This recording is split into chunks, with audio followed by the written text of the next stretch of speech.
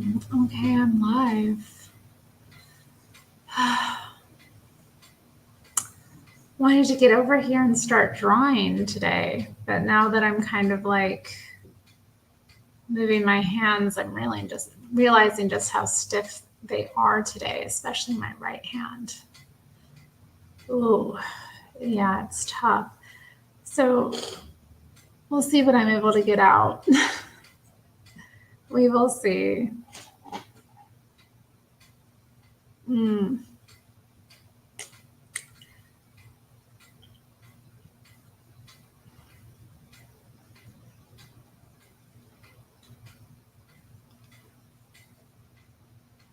It's hard when the hands act up, it's.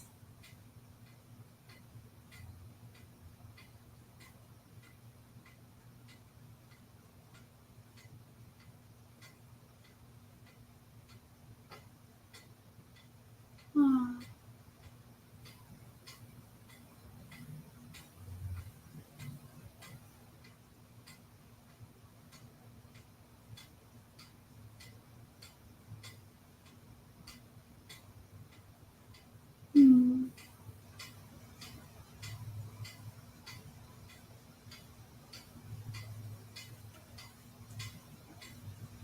I wonder if they'll all kind of dry this way,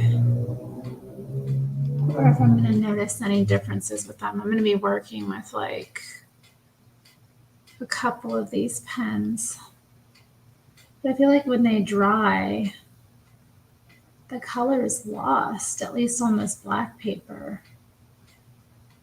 I don't know. Maybe it looks better on light.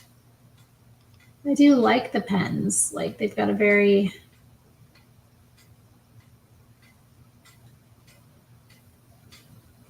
thick gauge or width, their width is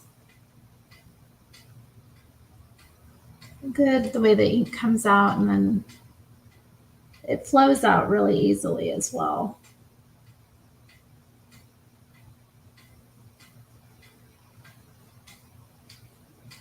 So you can kind of quickly get in and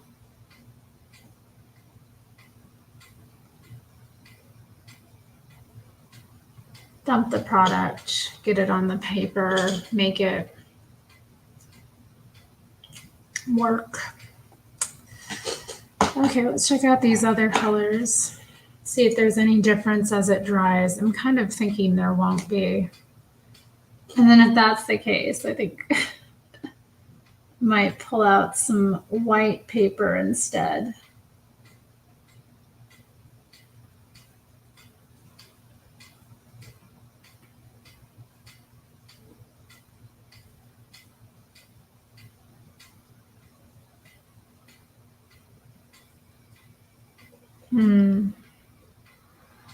Hey, Bivy, how's it going?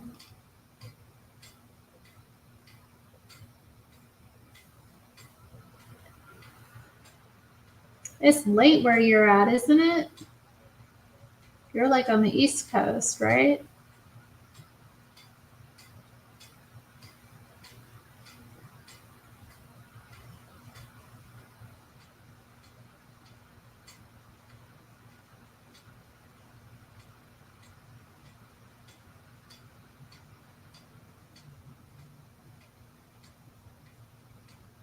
Man, I don't think this is going to be.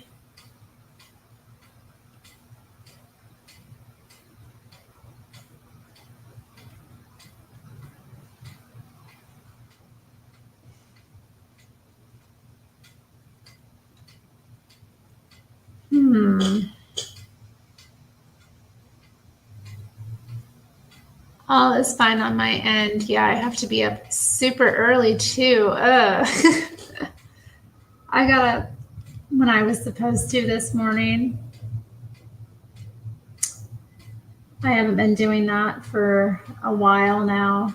The alarm will go off at 5, but I'll just lay there, roll back over, fall asleep. But this morning I was like, nah, get up. And it was good.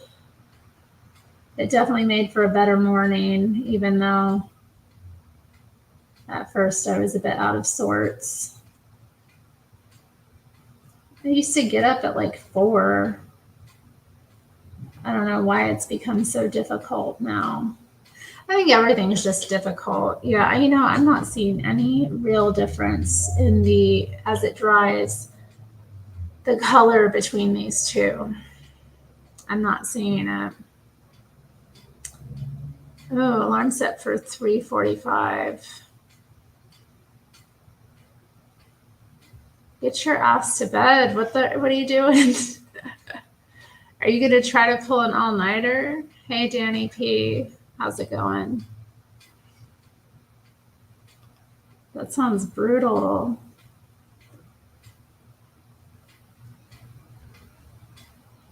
I kind of wondered about getting on here, but then I realized it's not too late and I don't have to be on for that long. I can just be on while I'm doing my drawing. See what comes of that.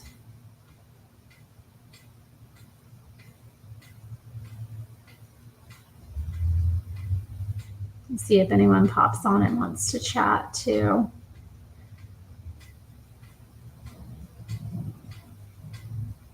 I enjoy the interaction when I'm drawing sometimes.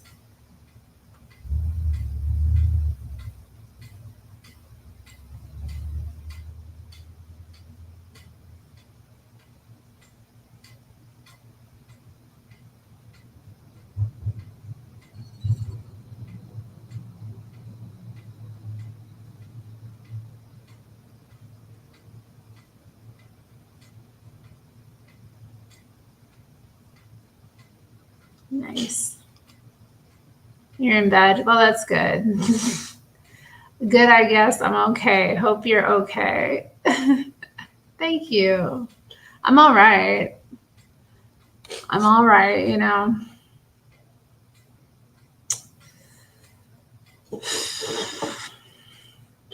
Things are, as they should be, I suppose.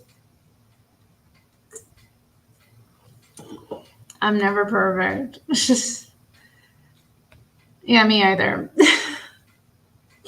Me either, but every day above ground is good.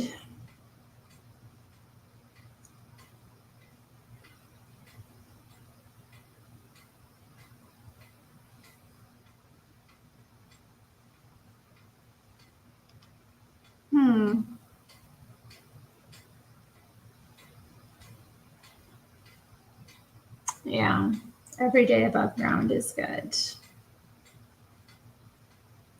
Is that true? What do you all think? No day is good.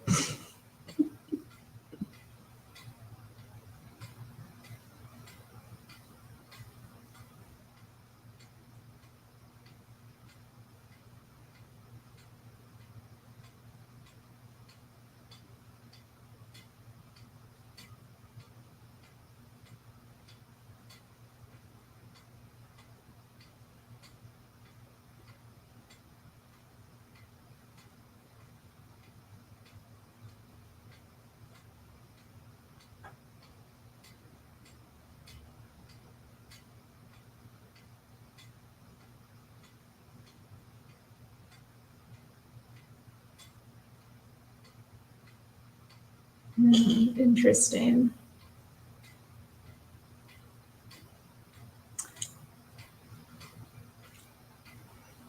I suppose, yeah, what I'm drawing isn't that visible, is it? I used to set it up with 2 cameras. I might do something like that. Of course, I want to hear a riddle. Where is the end of the sky? Where is it? The end of the sky. This is where we're at right now with it. But, I'm going to... This is an interesting one I did a while ago.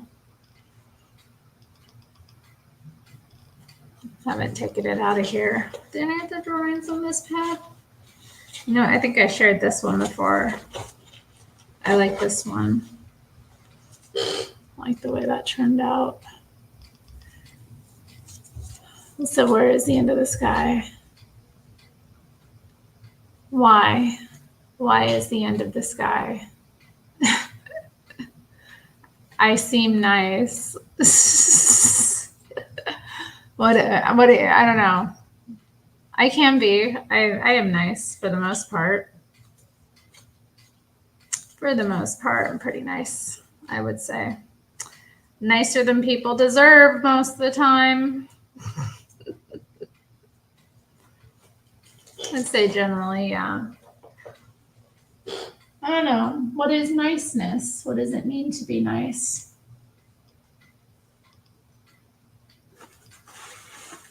Okay, remember this one? I haven't finished it just yet.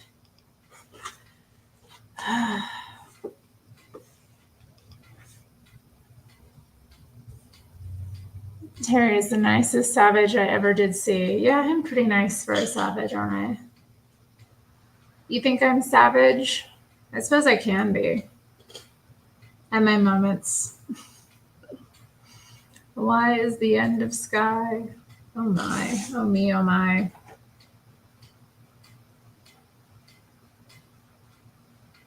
I don't know what's going on there, but I don't really like it. Maybe I could come over it with this and kind of do something. Yeah, that looks way better on white paper.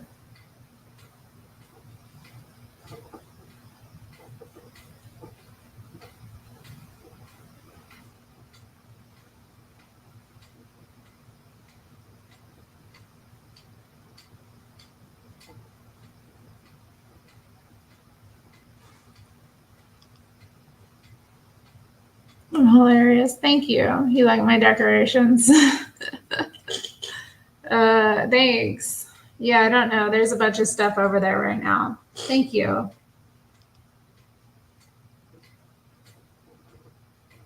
I have some more stuff to put up too. You know what I got myself for my birthday this year? I mean, I got a couple presents, but I got a neon sign that I wanted to have in the background for filming. I just haven't put it up yet. There it sits on the other side of the living room, wanting to be on display, wanting to be doing its thing, but I just haven't done it.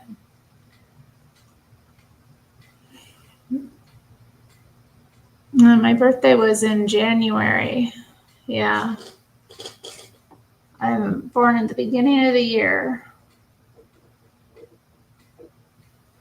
We get it out of the way, you know. I celebrate all month. Pretty much. I don't know, probably by January 20th, I'm probably over my birthday. For the most part. Probably start to get super excited for it like about a month and a half ahead of time.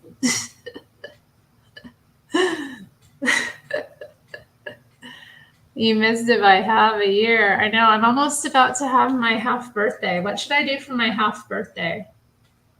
What do you think? Half birthday celebration.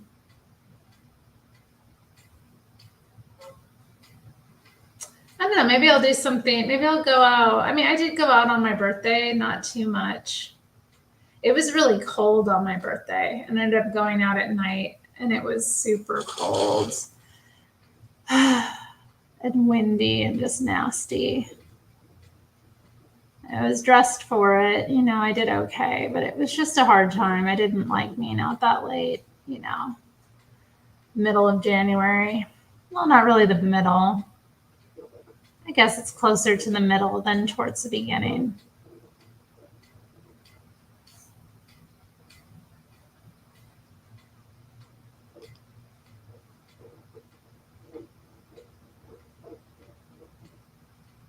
But yeah, on my half birthday, I could probably maybe go out to eat or something.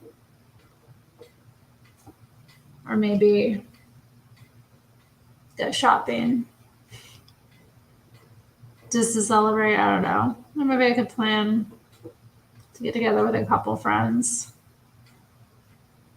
I'm not really.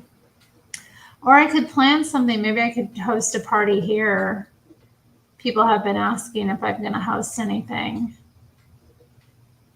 So maybe it would be an opportunity to, host a little party gathering. Hey, Tar Baby Yoda. Maybe God's eat. No, he never does that. I didn't see it, so I don't know. I can't comment about it.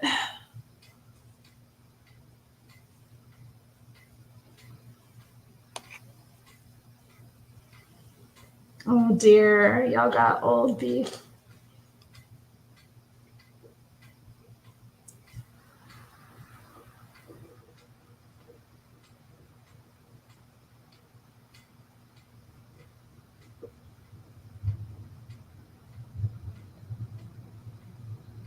Yeah, maybe I'll plan a little. Yeah, that might be funny. It might be funny because I didn't do anything. I usually do something more extra for my birthday, but this year I wasn't feeling it.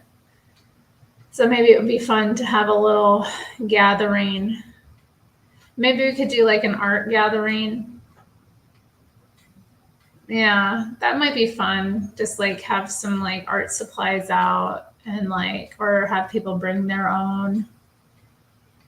We could do maybe an art supply swap. Have like all my artist friends bring supplies that.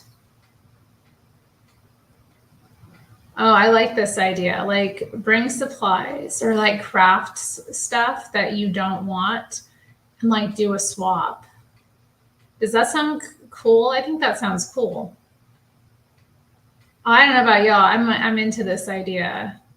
So we'll do like the swap and have like, I don't know, pizza, or maybe we could like do the grill. There's a grill that we have in the building that you can use. There's like a massive wok, and then there's like a propane grill next to it. They both use propane, so you can cook on them, and it's fun when it's nice out. So I better reserve that space. I'm having a party, y'all. Can you believe this? We planned it. We just, just from this little conversation, I have this nucleus of an idea to throw a half birthday party. I like this. It's going to be fun.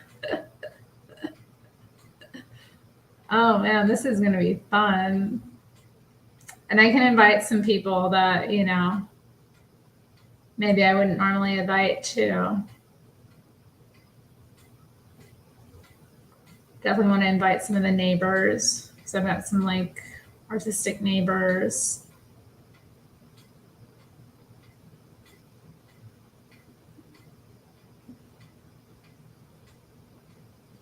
Dang it, T-Bone, you always want to stream when I'm supposed to be in bed. I mean, it's still early here. It's like 7:25.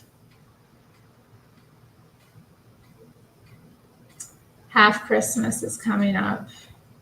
Yeah, I don't celebrate half Christmas. But my half birthday, definitely. Man, I like this. This is fun.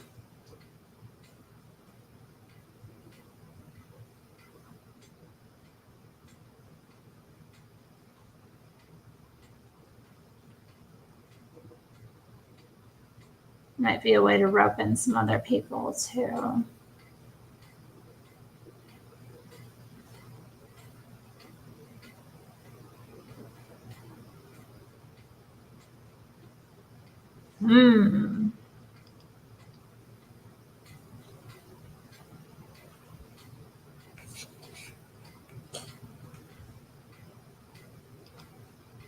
Yeah, I'm going to be, I was talking about it before you came in, but today was the first time I actually got up at 5 and didn't just roll over.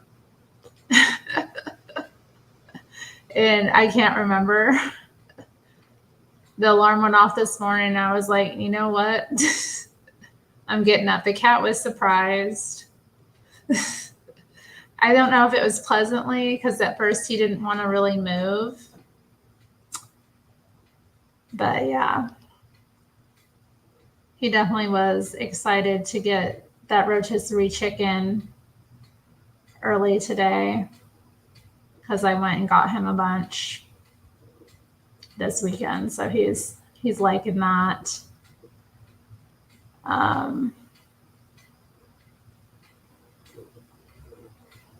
Yeah, and then I made my coffee and did my makeup and got dressed. And by the time I was like ready, it was 7 o'clock, which was nice. So I got to, kind of get settled in. I didn't start working super early, but maybe like 10, 15 minutes. So it was nice to get kind of a little head start. So yeah, I'll definitely be trying to force myself up at 5 tomorrow as well. Just got to do it, I can't just mind over matter.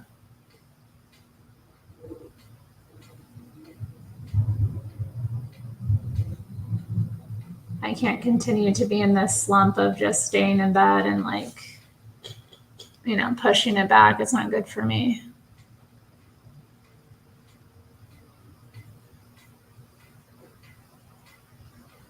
Vivi's like, I've always had your back, Yoda. Bobby Blanco just burned some stuff for the rain gods. It's good that you believe that they're coming.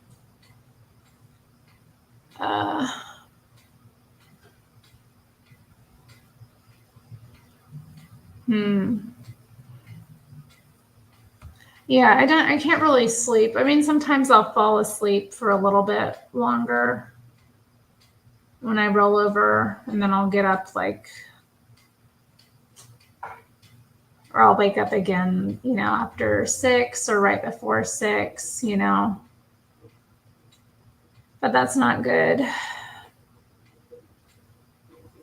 I don't know. I haven't had this issue before. I've always been somebody who didn't sleep in, was an early riser, but I don't know. I've just haven't been feeling well. What else can I say? I have not felt well. And just feeling kind of run down by my schedule and that kind of thing. So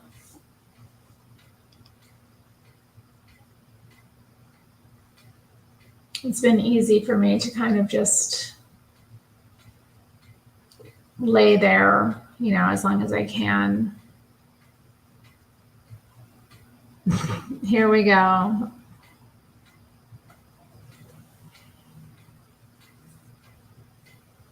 That is, oh God, I still need to do that stream. I have a plan to do a stream called Where My Soros Money At.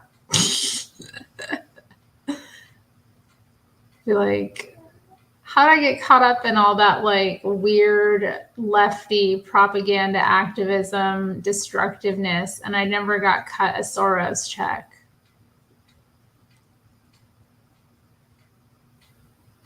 How'd that happen? Where's my money? People are out here getting paid. I mean, I don't know. I wasn't involved in anything like what I see nowadays, I guess. Meaning that, all the protests I attended or demonstrations remain civilized. Even if they were obnoxious, I'll give them that. They were obnoxious. Especially with me chanting God. When I think about it now, ugh.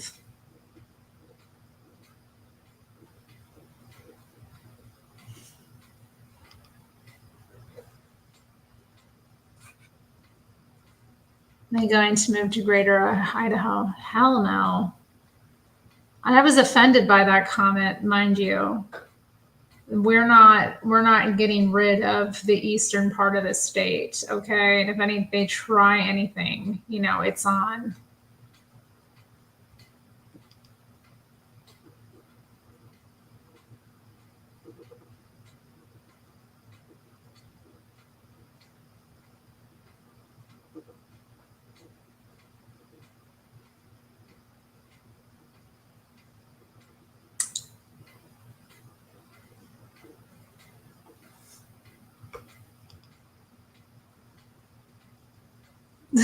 No, I said it in like the JLP chat. Somebody was like, "Where is Lord Bibby?" And I like, I haven't seen him, and I just,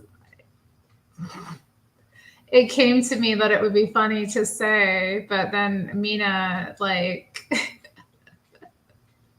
was like, "Did that really happen to him?" And I was like, "Oh Lord, I don't know who's seen that."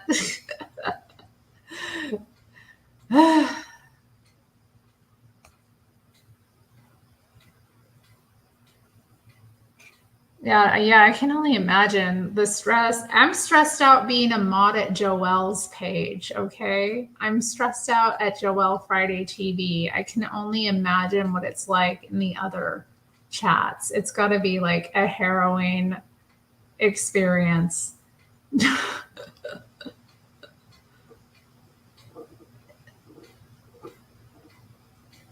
But I am having fun timing people out when they act up. They start running their mouth at me. I'm like, 10 seconds.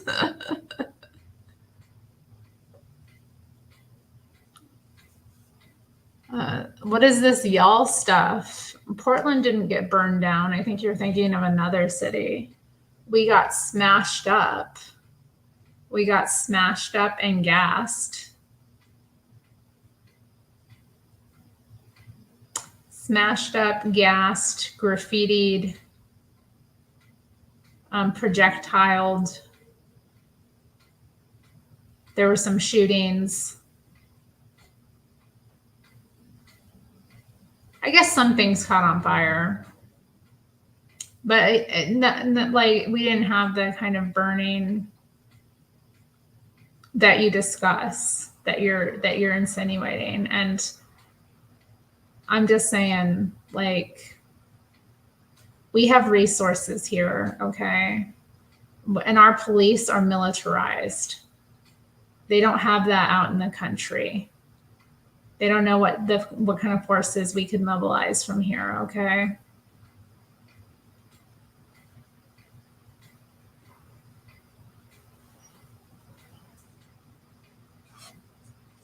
It hurt my feelings. What a sad way to live. What's a sad way to live?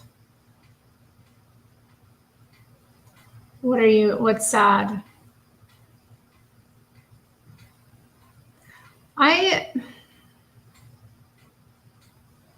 Did I get Falconer?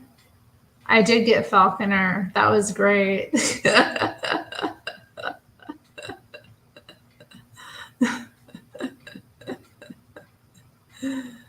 In Portland. What are you talking about? Haven't you seen my lovely little videos? Haven't you seen my little nature rolls? My little nature strolls, my little park videos?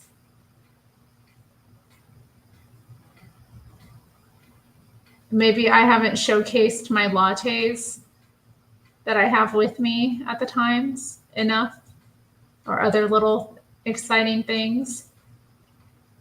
I haven't gotten any of the squirrels. I should probably try to film the squirrels. If I could get the one that doesn't have a tail, that would be pretty cool. If I could get recording of her. I call her Olive.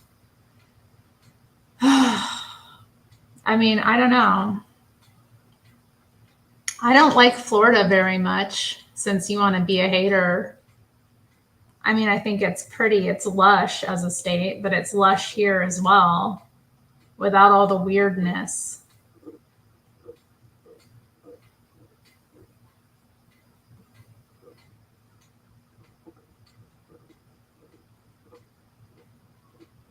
Of course, Florida is, more developed than we are here on the West Coast. There's a lot more wild, untamed country. You all have a lot more cities. In Oregon, we don't really have many cities. I mean, what do we have? We have Portland, we have Bend, we have Salem, we have Eugene,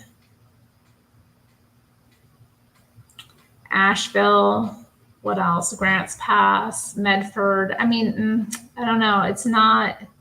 it really isn't like it is over there, you know, I guess, because you've got like multiple big cities, I guess. So I say I don't like Florida, but even I don't like the weather either. The humidity is hard. I don't know how my mom handles it.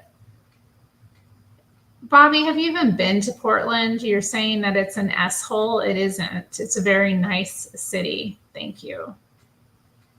I have civic pride. I'm not going to let you come in here and talk trash on my city. This city is awesome.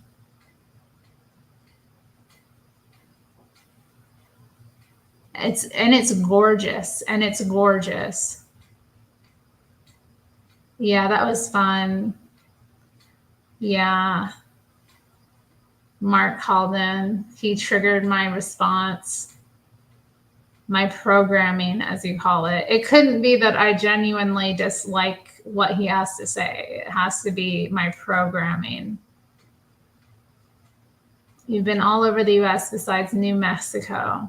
Why'd you miss New Mexico? New Mexico is great. New Mexico, I would say, is like essential. There's a whole bunch of states that you could skip out on, but like, how do you skip New Mexico? Go back. Have I eaten at that pizza place, Terre? They make square pizzas. No, I'm not familiar with it. Square pizzas, is this someplace you've seen online that's in Portland or something? What are they called? These nutchellos? Not my style, but pretty cool. Well, maybe no, those aren't square. I just thought of a like Chicago style pizza place. It's like a cart that sets up at the Saturday market, the farmer's market.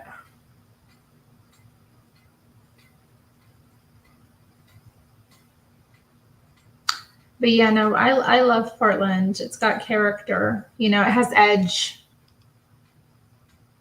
It's like twee and quaint, but then it has this like really nasty edge. I love the like cool winds that blow through here. But you know what? The people are really polite, you know? The homeless here are so nice. You know, most places you go around the country, the homeless are like nasty and frightening. But here they're like, hey, excuse me, have a good day. Hi. You know, they're like, they're almost sweet.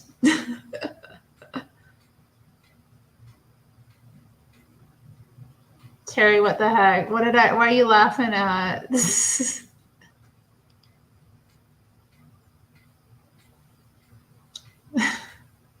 They sell pizza and ice cream. That sounds good. I wish more places did that. Why don't more pizzerias do ice cream as well?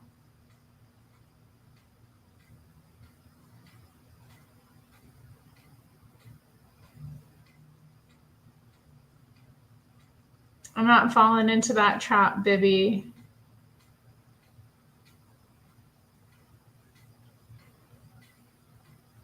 Oh, the excitement.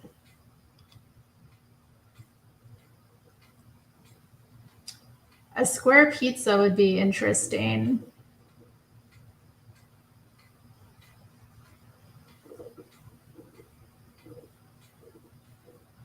There's a really good pizza place near me. Well, there's a couple actually, but there's one that's like a window.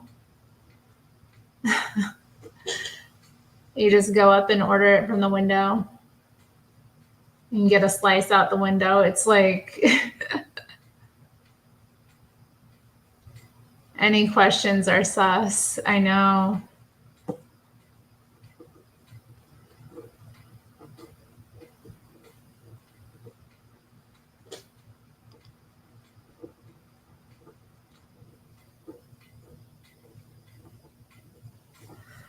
Oh dear, oh me. I'm glad that Bibby and Yoda are reunited. You can tell Yoda really missed Bibby.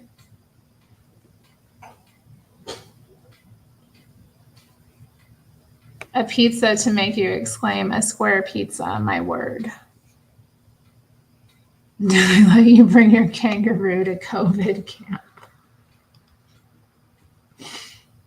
That's such a funny.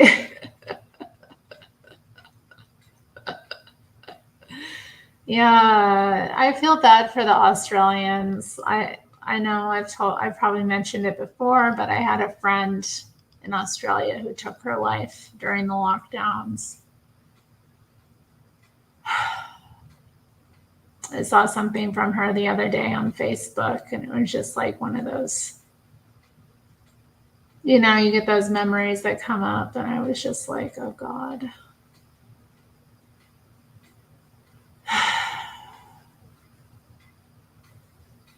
What a waste,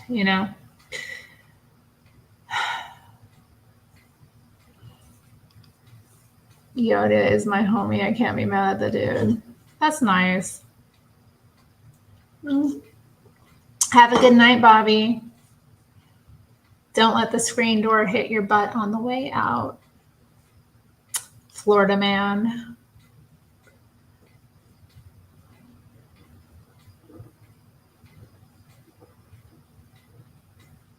One of my aunts recently moved to Jacksonville. She had she sold her place in Brooklyn, and she already had this vacation home in Jacksonville, so she ended up moving down there. And she was telling me about living there.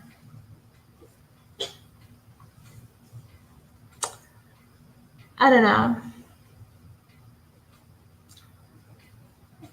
The weather, where my mom lives, even there it gets so cold, the contrast between night and day, the extreme heat and the extreme cold, I find it really difficult to deal with.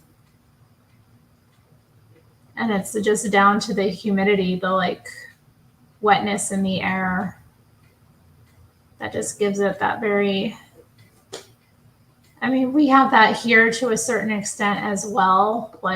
There's times during the winter it's brutal because it's so wet and it just seeps through everything. Is that rough? Is Jacksonville rough? No, I'm not going to answer that.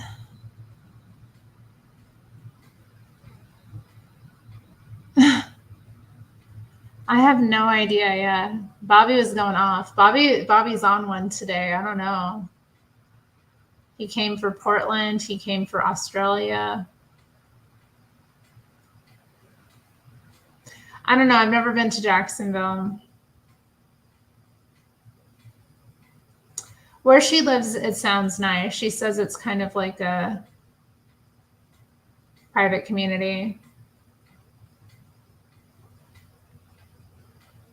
Y'all, I know what you're going to say.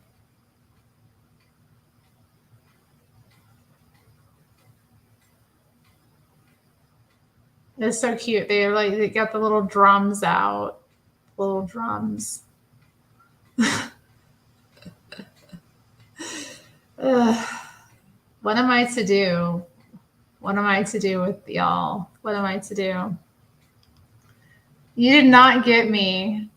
I refused. I just said I wasn't going to answer that. I said I was not going to answer that. You did not get me. Just because you two tag teamed it doesn't mean you got me.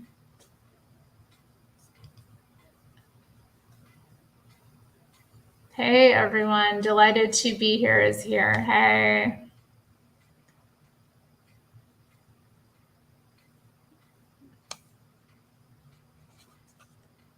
You know what else is cute? Yes, I do. I do. We identify as getting you. I rest my case. I'm not an identitarian. Did I see some weird trans stuff today? Did I have a trans experience today? I don't think I did.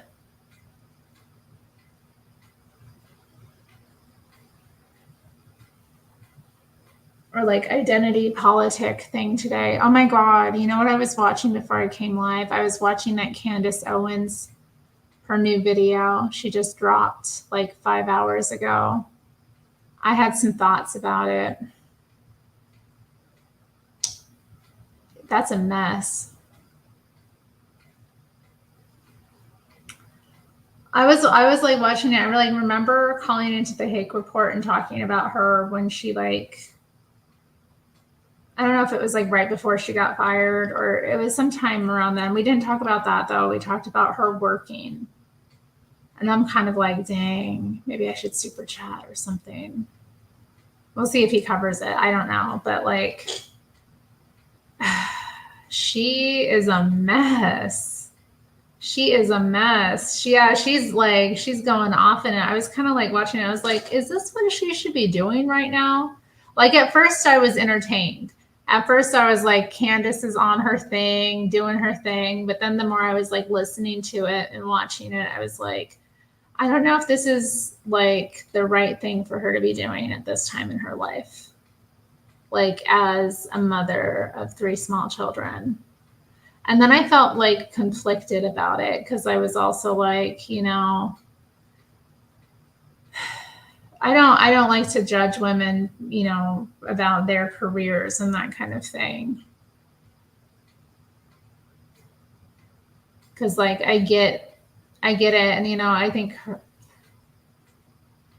but I just wonder like, you know, what are the long-term effects of this going to be that she's like working like this? But is she working that much? Is it going to be that much for her? I don't know. Yeah, Ben Shapiro is super hot. He is a very like, I don't know, in some universe somewhere. I'm like, could I pull him? I'm like, maybe I could, maybe. He's fine though. Oh my God.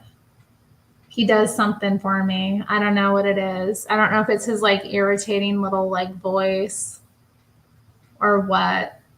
Or I don't know, he's just kind of like, he's charming. I don't know. There's something about him just like, Terri is no career woman. I don't know. I am though. I am to a certain degree. I've totally put myself first. I've been a very selfish woman my whole life. Like, you know, I've always been like me first. But I think it's, you know, a big part of that is I haven't met anyone that I like really want to settle down with. So I just keep going, doing my thing, like focusing on a survival for one, you know, working, but then like my creative pursuits as well. And they're important to me. You know, I think like, what if I did get married? What would the compromise be? You know, and then what if like God, you know, God sends us a kid? I'm still fertile for a number of years, you know. My mom had kids in her early 40s. I just wonder, like, you know, how would I deal with it?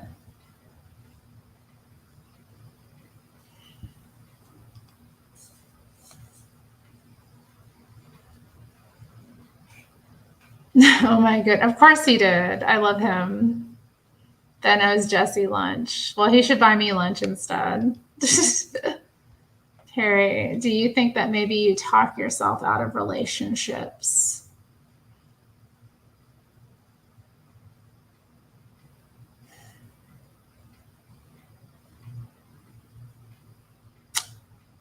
No.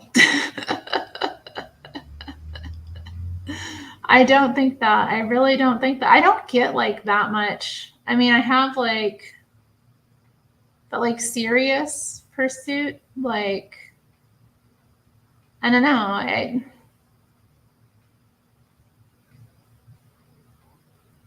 I don't think it's that at all. Like, I'm not really, I've had a couple in my life really bad relationships, you know? So I'm very conscious of the fact that I don't want to get with someone in a fallen state. I really don't want to be with someone if it's gonna like bring me down. Because, you know, you get with the wrong person and it'll like really totally take your life off the path it should be on. So I'm very conscious of the fact that like, and I don't think it's like, oh, I'm prioritizing everything, but like the trade-off has to be worth it, you know? The trade-off has to be worth it. That's all. Like, I have to feel like, you know, what I'm sacrificing is going to be worth what I'm getting in return. And I feel like a lot of men just aren't, I don't know, like, I don't know. I don't want to even get into that. It's just,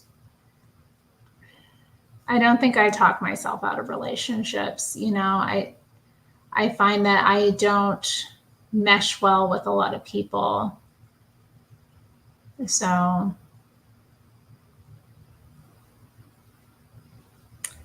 you know, I don't want to like be with someone just to like, I don't know, make my life easier either. Like, I want to be with someone for the right reasons as well. Like, I want to know that like I'm adding value to them, they're adding value to me. And I take it very seriously. So,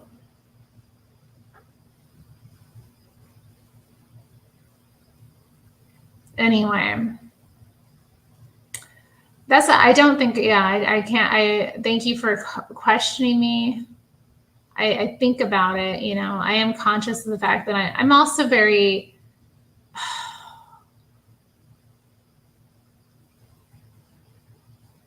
I just don't want anything like superficial or like, you know, I don't want to do anything just because it's like, you know, something to do, something exciting.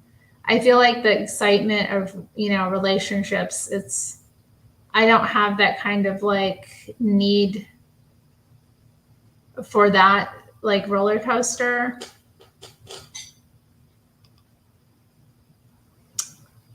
So I want things to be right.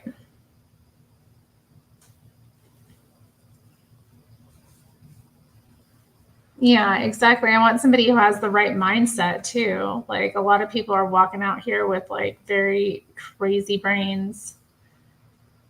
Yoda, why are you doing that? I don't like it when you impregnate me by different people, like in the chat.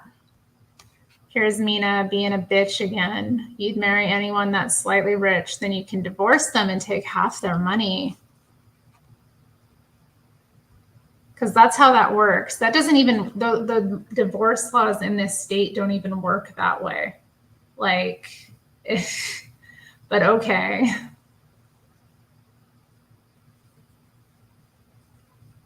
I need to grab the nearest man available.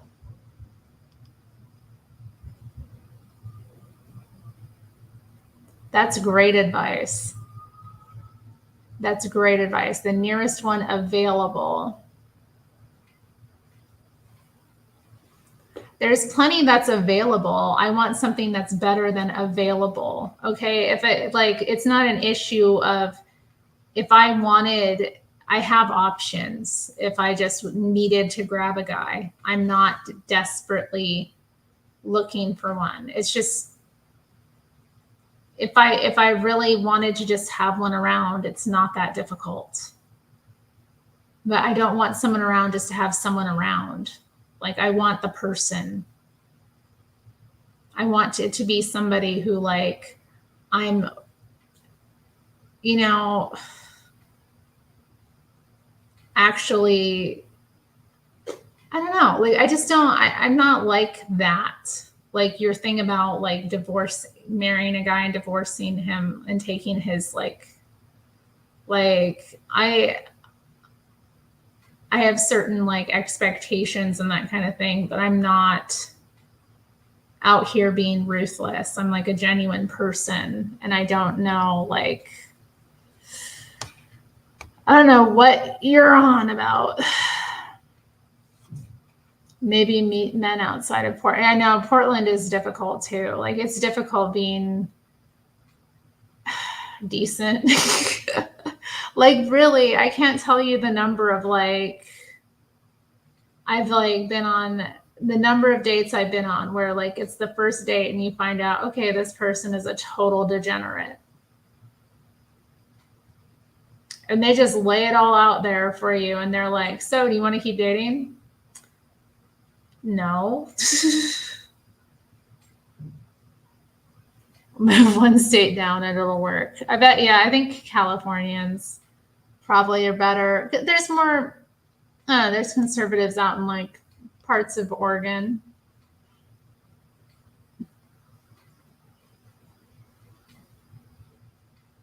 Thank you, Yoda. Thank you, Yoda. I'm a genuine person. I'm not a user. I don't need to use someone to survive. Maybe it'd be nice. But like, you know, I feel like I'm very considerate of like the fact that a relationship is like service to someone and marriage minded. So it has to be someone that I feel comfortable being a servant to, you know, somebody who I admire and respect. You know, that's important to me. Respect. It has to be somebody that I admire and respect for their character. That's top of the line, you know. If I'm going to give myself to someone, it has to be like, you know, you're somebody who is worth being, you know, is worth it. Like, dang, I don't know. Like, I don't know. I'm done talking about it. It's obvious. This is like simple. Everybody should feel this way. Like, I'm not titillated or excited or thrilled by like the game and the chase and all that stuff. Join a chess club. Wait, weren't you talking to Joelle? What happened with that? What Joelle in the chat and I are I'm like his work wife in the chat, his chat wife.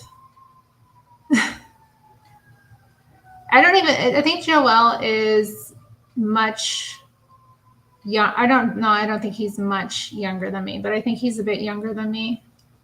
I could be wrong. I'm not sure. How old is he? I get the impression that he's maybe a couple years younger than me. So I don't know if I'm comfortable with that. And also, like, I don't know that I could handle him, actually.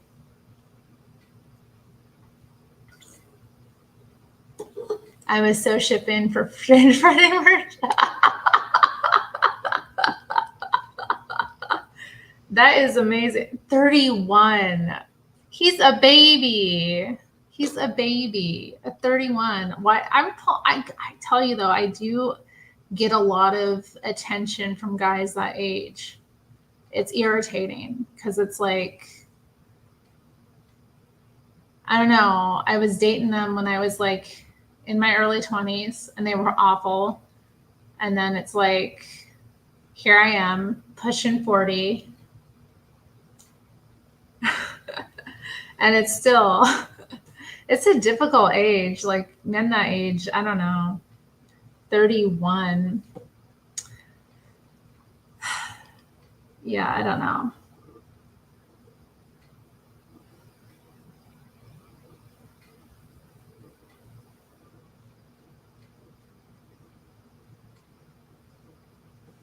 They're just like little boys. Yeah, it's like little boys. Even men my age are like little boys still. Like, really. It's kind of like, not that I'm not opposed to anything, if it's a good fit, if it really is a good, genuine fit. But I find I've always been, kind of beyond my years. So it's just like very challenging, very challenging to imagine dating a younger man. It's like, and then being married to one. I mean, God. As I have friends who are like older than their husbands. I know women who've married younger men, and sometimes it's okay, but a lot of times there's such challenges, and I wonder like how it would feel like once, I go through menopause, and how I'm going to feel about like having a younger man at that time. Like, I probably would, I don't know. Not, I mean, maybe it would be fine. Maybe it would be fine. If it's meant to be, it's meant to be, I don't want to put limitations on anything, but I do watch like my friends who've married younger men struggle sometimes with the differences between them. And like the men struggle with it too. And they're not really conscious of how like often they make their wife into a mother. And like, men do that anyway, like even if you're younger than them. So but I do feel like when there's an obvious like age gap between you, it can kind of like make it more apparent why that's ridiculous. We are the same age. Please don't say we're pushing 40. We're pushing 40. We're going to be 40 in a couple of years. We're going to be in our 40s. I know. I'm terrified. I'm just getting it out now. I'm scared. What happens? Like, apparently you just keep living. I know people in their 40s, they seem to be doing good. I've enjoyed like getting older. I'll say that. Like, there's some aspects of it, maybe less, but like, I definitely feel a lot more comfortable in my life and my, confident in who I am. So I'm sure being in your 40s, like there's more of that kind of peace that young people don't have. But I don't know.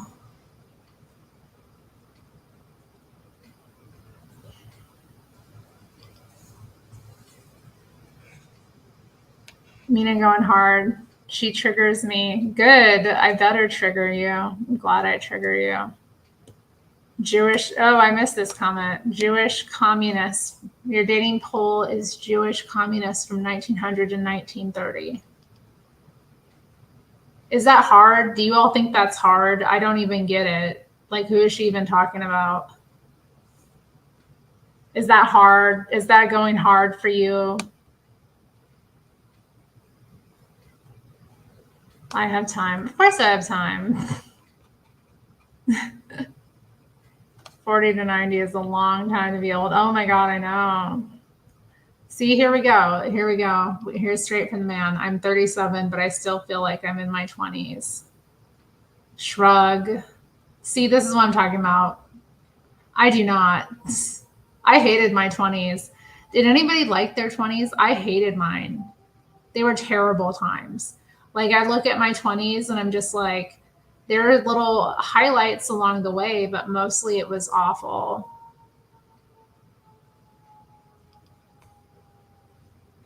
Okay, that's nice. That's nice. Don't be scared. I ain't scared.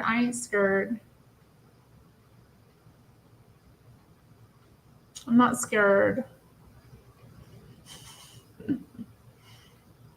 I mean, in most ways, I'm looking forward to it, in most ways. I look forward to growing further and further into the person I've always supposed to become. I look forward to the growing and maturing and unraveling of things. I do. I say unraveling, but I'll still be building in my 40s.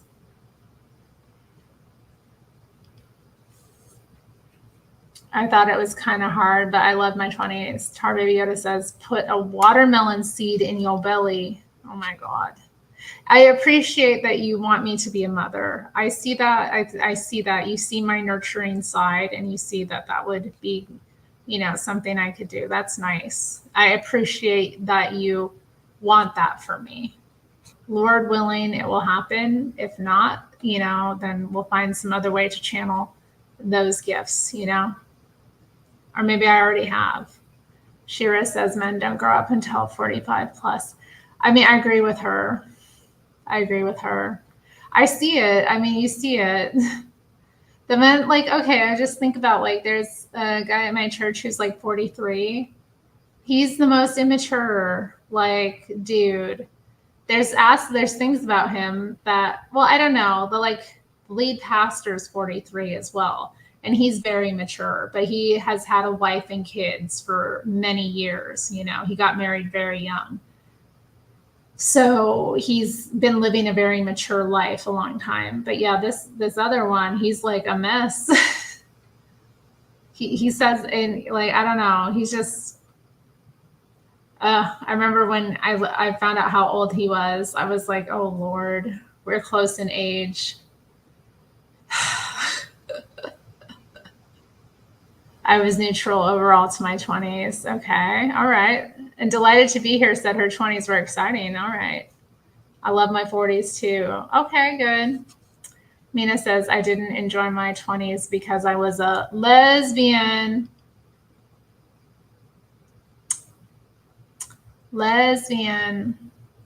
I think that definitely did bring down the vibe. It definitely did bring the vibe down.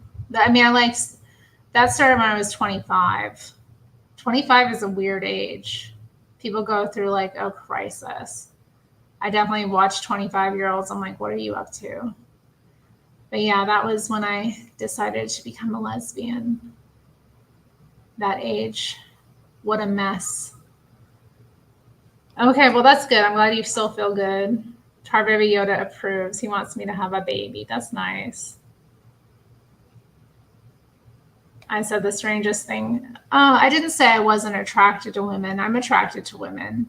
I'm still attracted to women. I'm not unattracted to women. I think some women are more attractive than others, but yeah, I didn't enjoy myself. I didn't enjoy my time as a lesbian. Okay. I think that was more what I was saying. Because I didn't. I wanted to. They said it would be they said it would be amazing. They said, you'll have lesbian love is so passionate. It's so much more, passionate and loving. And I always kind of, felt like that was lacking, to a certain degree.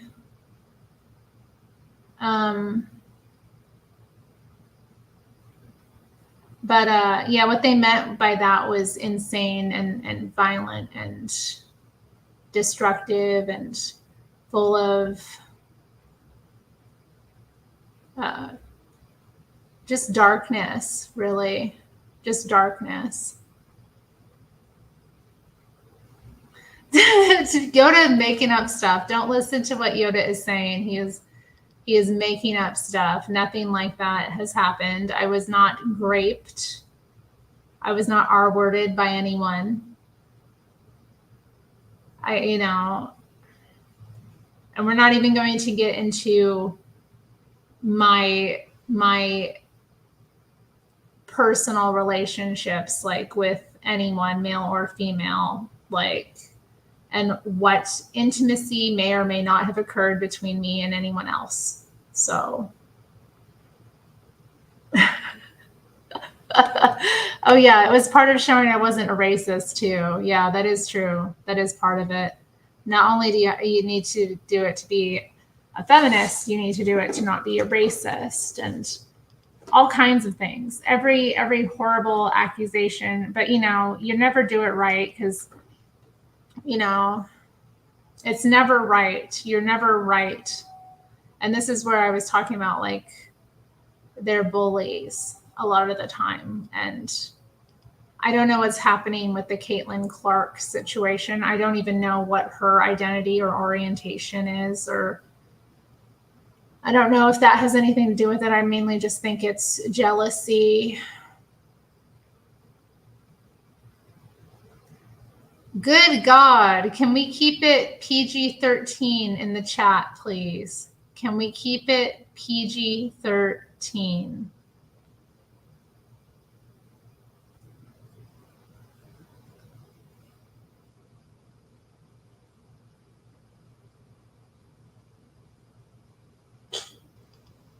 I need a moment. I need a moment. I don't even remember what I was saying. I was saying there is a tendency, you know, it's a radical tendency within feminism. It's a, you know, you come across it within like radical feminism. The lesbian feminists they mean business, you know, they're about their business, and like they're very elitist and they have very strict standards, and you know, they are constantly interrogating, you know. No, S.A. Brady, don't leave me alone. Don't leave me alone, S.A. Brady. Please keep it PG-13. Like, please.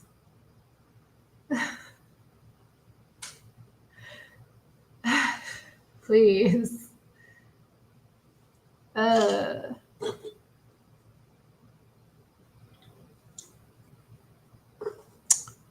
Yeah, Stacy, exactly. Stacy, that's it exactly. I just smeared my makeup. Dang. It was looking all right all day, but then I've smeared it. Seriously, Stacy, that's the worst part. Yeah, having to appease a woman emotionally, it's torture. It's literally torture. Like, I'm kind of grateful for my experiences in life and like what I've learned, because I had no idea like how difficult women are to deal with. I mean, I had some idea, but you don't really know until you're like in the position of having to like appease and cater to a woman's ego. You know, appease her emotions, cater to her ego, please her like emotionally. That's what I can't deal with. Like, that stuff is soul destroying, you know, and I had no like comprehension of it. But it's not just women are that way, like generally. I want to make it like it's some sort of exclusive lesbian thing. It isn't. It's women generally are like really difficult to please, and they need a lot of attention and care, and like I just don't think most women are up for it, honestly. And this leads to like what they call passion, which is really just like interpersonal like violence, interpersonal emotional violence. You know, I don't know. And it's just such a mess, you know, the community is so messy. So messy. And it's just, you know, a lot of women are hurt too, and they're not dealing with that properly or in the right way or consciously, and it spirals, you know. And then there's like the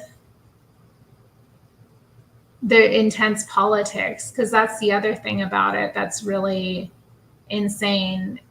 I'm going to talk about Rosaria Butterfield. Like, I so appreciate this woman. So she's a Christian. She's an author.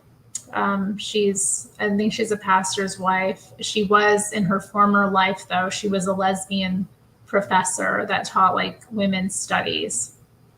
So she was in the sauce, and she was married to a woman.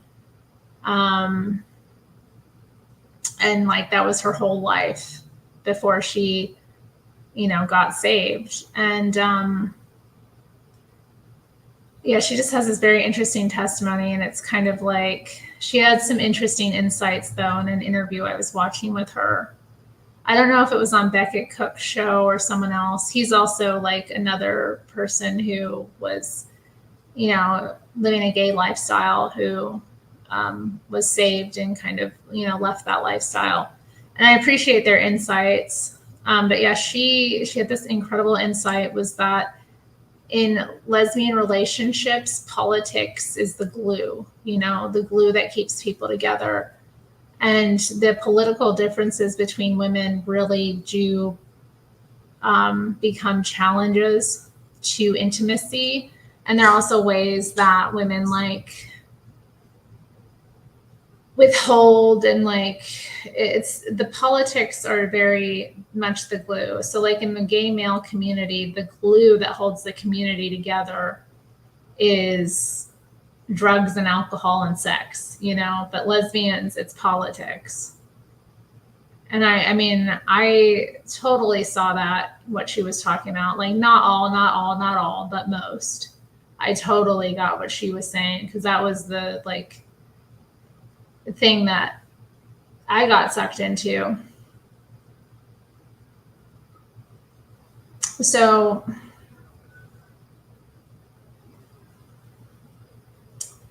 there's a lot of that catering that has to go on. And I had really difficult interactions and like tense experiences with women because of like political differences that were, when I think about it now, like as I've come out of hell and kind of look back and like think,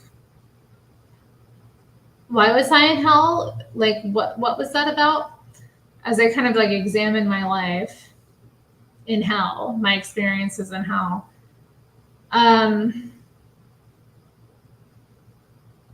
Yeah, I'm just kind of fascinated, because it was all very petty. It was all very nothing, it was all very unreal, kind of immaterial nonsense about like how the other one thinks.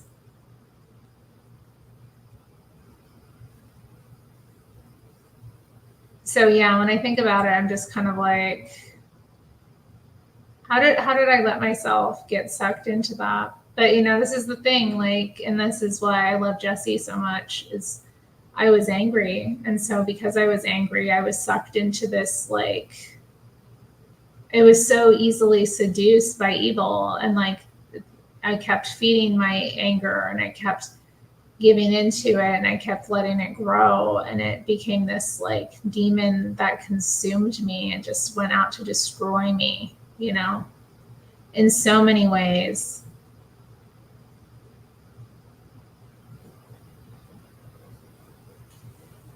Whoa, Tom Bell, are you serious?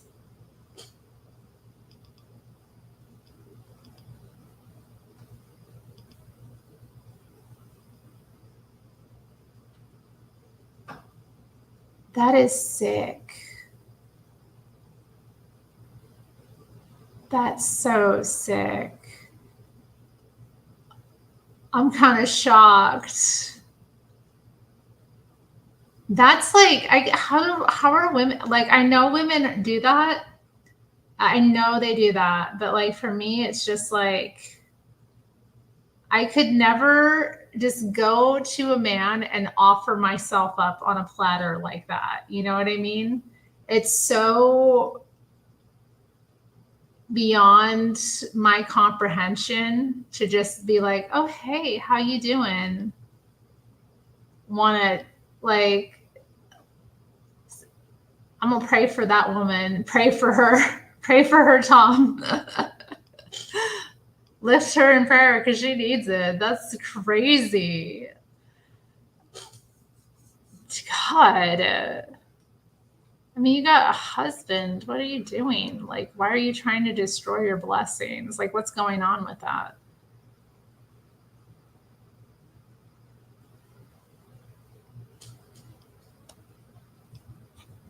How I'm afraid when men are crying. I do not like when men cry. It's terrifying. Like, if somebody dies, okay, or like maybe, crying out in pain or something, but like crying because of me being a bitch, no. No. I hate when they get, like, I say I'll be like slightly bitchy and they get all emotional. It's like, dang, well, we're not going to work out. Too bad. I'm really nice under this gruff exterior. And you're not mad at people that brainwashed you and took advantage. What good would it do to be mad at someone who's possessed themselves? Like, what? It doesn't do me any good to be angry. I'm over anger. I was angry at first, like when I woke up to like what was going on and what I'd allowed to happen in my life. I was angry at first. I was, but like with wisdom and the passing of time, I mean, this was years ago now, like years ago. This was like 5 years ago, maybe less than that, maybe not.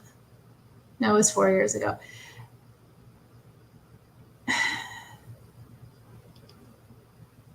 Like, what good would it do to be angry at anyone? It's not.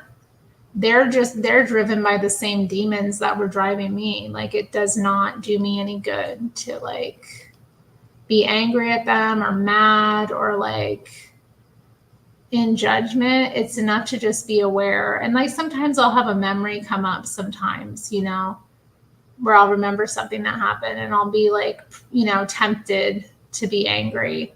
But then like, again, the big picture comes in and it's like,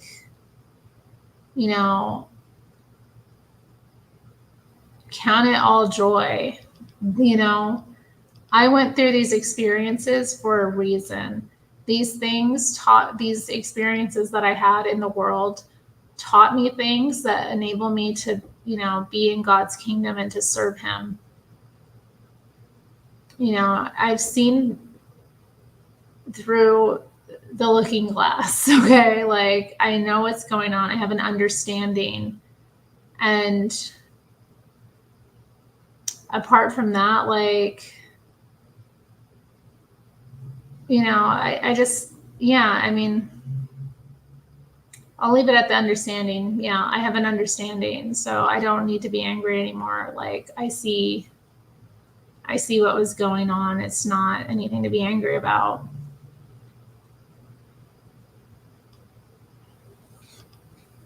I don't know what you all are reacting to that I'm still indoctrinated with.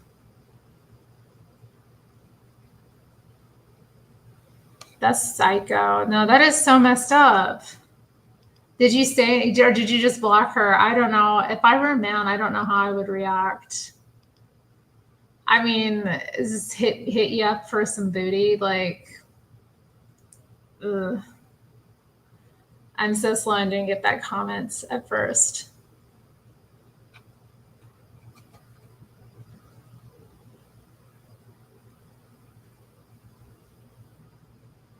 Dang, Yoda. Oh my God. Well, because they don't want male attention, honey. It's simple. They're trying to avoid male attention. It's done on purpose. And I know there's a lot of politics around femininity too. And I adopted those politics. I don't know if I have any of the videos up here. Maybe it'd be interesting to like respond to my old videos, to like watch them and kind of like do a response. I'm sure they're like private on here, but it is intentional. Like you ask like why they're making themselves unattractive. I don't know that they're fully conscious of how unattractive they're making themselves, or if it's just, they're doing this thing and it's mainly political reasons. It's also to make themselves visible to other women, especially lesbians. Visibility is hard. It's hard to always know who might be someone that you could, get involved with when you're a lesbian. Even if a woman looks like a lesbian, you're not ever really sure until she kind of comes out to you. So,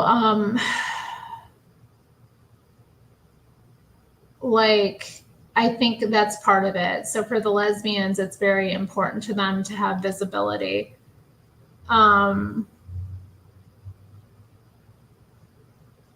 Well, no, Tom, because what men find attractive and what women find attractive are different.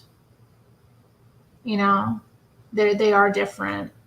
Now, some women are attracted to femmes and high femininity, but that is, I would say, it's probably split 50-50 in the community, to be honest.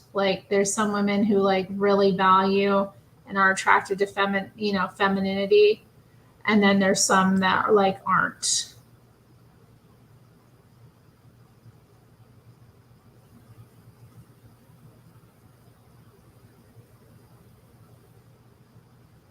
Yeah, it is a cult. I agree.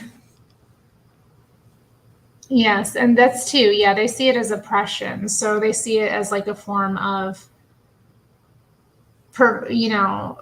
it's all of the anti-maleness. It's a big thing about being anti-male. So women, femininity, I think. I enjoy being feminine. I like to dress feminine. I like to look feminine. I like jewelry, makeup, hair. I like to spend time on my looks. I like to gaze in the mirror. I like to, construct myself. And even when I was, in that life, my style was important to me. Very, very few women. Hey, baby. You want to appear in my laps? Hold, let me move this. Don't dig your claws into my skirt. Thank you. You want to come up here? Come on. Come on. Come on. I freed my lap for you. You can come up here. Yeah. So yeah. I'm thinking, what was I saying? He kind of distracted me. You baby. Hi, baby. I love you. Oh, what a good kitty. My mustache was the shit, okay? My mustache was looking good. I'm not knocking my mustache. Stacy. Stacy's a real one. She remembers that. I remember, posting a photo that I had where my mustache was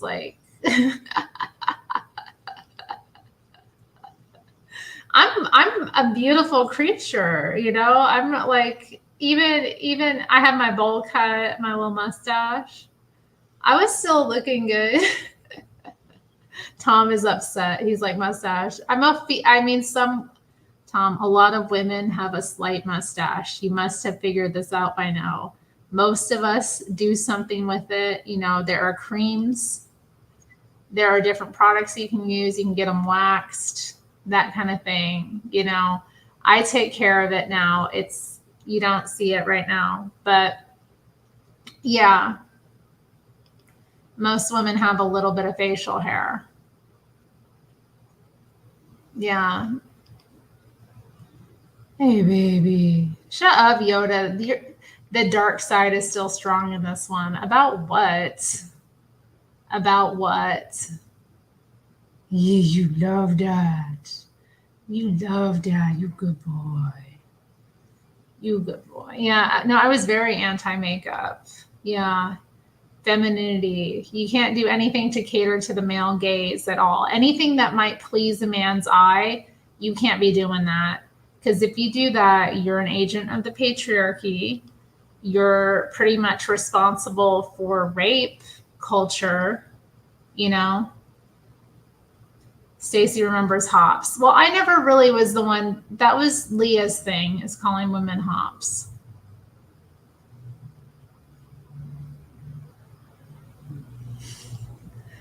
Yoda, I'm not going to marry Freddie. He wants 5 wives.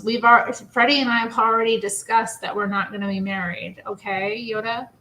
This is why he's a gentleman, because he came to me right away and he was like, look, I want to have 5 wives. And I was like, I'm not down for that life. And he was like, all right.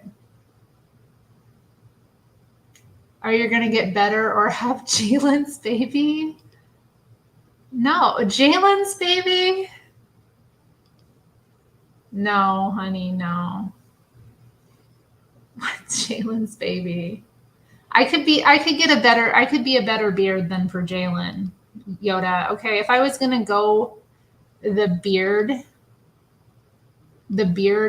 line, if I was gonna become a man's beard, I think I could pull someone better than Jalen. Okay, thank you. Thanks. Fred. See what a gentleman. I told y'all he's a gentleman. He coming in here. Thanks, Fred.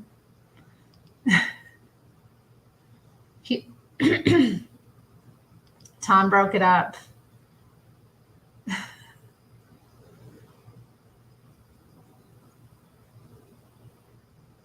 Why would I want? No, I don't want my baby to be gay. What are you talking about? Like, if my child ended up going into that life, I'd probably feel very upset, honestly, given my experiences. And I'd be worried about them every day. I'd be praying for them every freaking day, It'd be very difficult, I think, to deal with. Want it to be gay, like I'd love my child regardless. I would never cut my child off for that, I would never withhold love from them, but it would be very emotionally, difficult, I think. You, babe, you've been live, Fred? I didn't know you were live. Did you turn me on when you were live? I know, he's been pulling my pigtails all day. I'm welcome to join you. What? You can join me if you want. But I like your stream better. Yeah, my stream's better. Yeah, thanks. Aw. Are you stalking any vulnerable white ladies, Fred? See, I don't know. People hate you, Fred. I don't know what it is. The people say some things. I'm just like, Mina, are you really? Oh, hell no. Hell no. Not in my chat.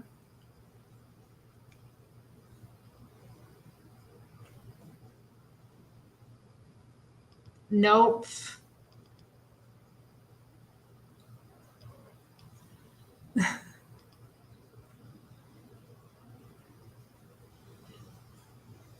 Oh, thank you, Fred.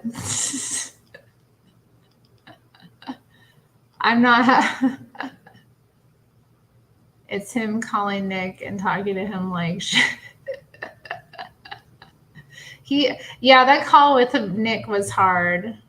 That call with Nick was hard. I felt like, yeah, that was a hard one. What did she say? Yoda. She was gonna, she got to the E. She got to the E, okay?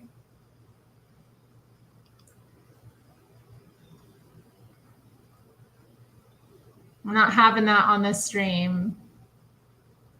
Okay, this stream is too small of a stream for me to be having N-word chains on it. Or what do they call that? Like, Fred, what did you call it? I think you mentioned it, that people do that in the chat. Like, was that you? I think it was.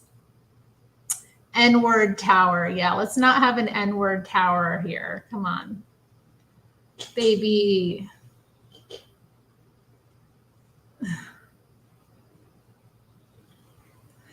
This isn't This isn't the chat for that. I'm not, like, come on. It's weird. I'm not comfortable with that kind of thing. And like, you're talking all this mess to me, but like, this is how you act. Like, I don't know.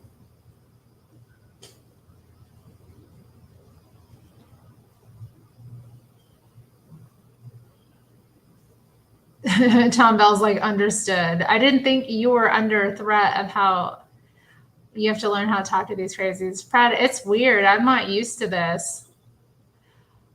Don't be politically correct in front of Freddie. I'm not politically correct. I'm very politically incorrect. So I don't know what you're talking about. But like, I don't know how to like, I know Freddie has thick skin. I know he does. But I don't know how to talk to them sometimes because I'm like, I don't agree with you. And they're like, they just keep going on about it and like getting all like racially intense. And I'm just like,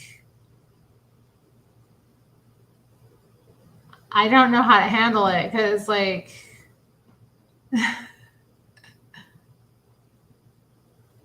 that's why I don't say good morning to anyone, because if you're friends with me, they're going to hate you too. Oh no. Oh no. I don't think that's true. And I don't care. I don't care. I'm not going to be like that. Oh, you kissing on me? You kissing on me? Oh, he's kissing on me. He's kissing on me something good. Why are you being so affectionate? Oh my goodness. Yoda loves you, Freddie. Yoda says he loves you. Oh my goodness. I'm being nice and dirty. Yeah, let's be nice to each other. Like, I go deep here. I be opening my soul up here on my channel. I was thinking about that today, how like open I am. And I know I shouldn't be. Like, there's a part of me that's like, what the hell? Like, why are you such an open book? But like, I don't feel like I have anything to hide about myself, you know?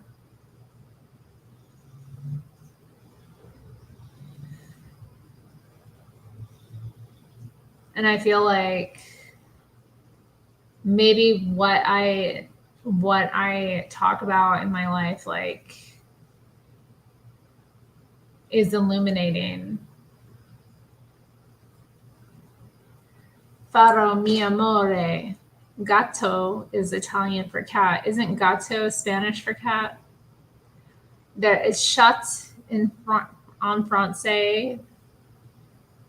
Mr. Kitty. Mr. Kitty is Mr. Kitty. Who in the Mr. Kitty? Look at them little paws. Look at them little paws. Look at them green eyes. You're so beautiful and smart. You're the perfect cat. Hi, Mina. Please no N-word towers in the chat.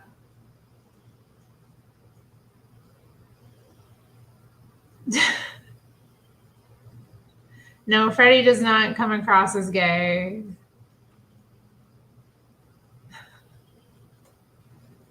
Freddie does not come like. That's good. That's good. I'm glad you're practicing Italian.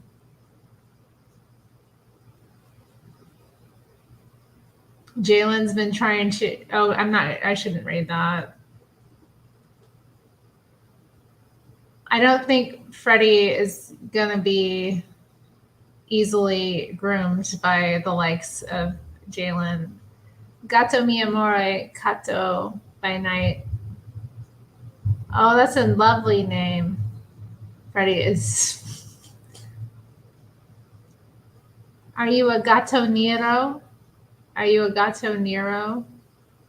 I'm not reading it, Yoda. You're making accusations about grooming, which is just like.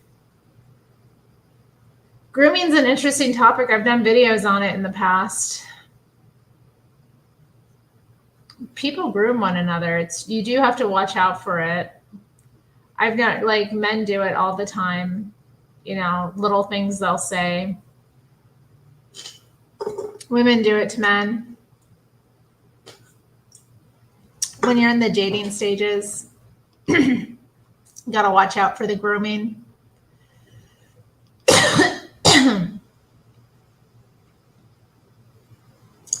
Oof. Yeah, you gotta watch out for the grooming. People telling you about their exes are often telling you, you know, what they want you to do, what they don't want from you, like what they expect from you, what they don't. It's like people don't really communicate directly. They communicate indirectly.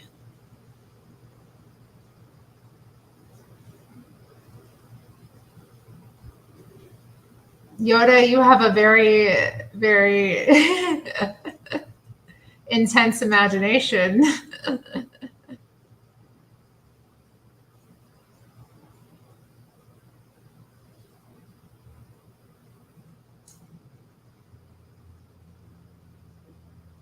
In what way, Yoda? Was it 49 seconds? Okay. Thank you, Stacy.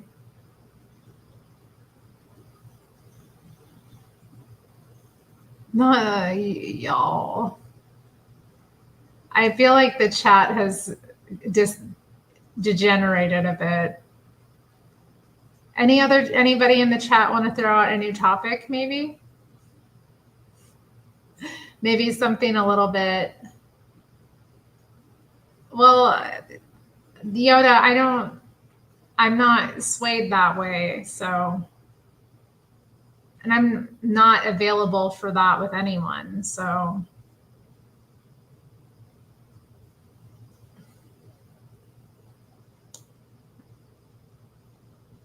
What did everyone do this weekend? Yeah, okay, Tom, what did I do? What did I do this weekend? I did some recording. Yeah, I went to the park. I slept in Saturday. I got up at like 10:30. Went to the store. Got some rotisserie chicken for this handsome little beast. And some cat litter, yes. Then I went to the park. Then I went to the coffee shop. I got an iced lavender latte. Okay, baby. Baby, get off of me, okay? Get off of me, please. Thank you, sweetie. Yeah. It was a bit too sweet. The new barista made it. She spilled some of it as she was making it. She put too much ice in it. And I was just like, it's all good. And then, yeah, I went to the park. I did some recording. Then I came home and I think I did a live stream, didn't I?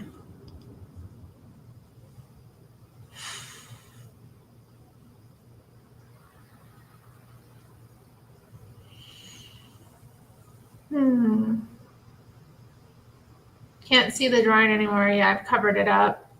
Well, I'm about to be heading out anyway. It's like getting close to 9 and I do need to kind of get myself ready to bed. Ready for bed. I said that I wouldn't be on here past 8:30, but it is. I can tell that too, Yoda.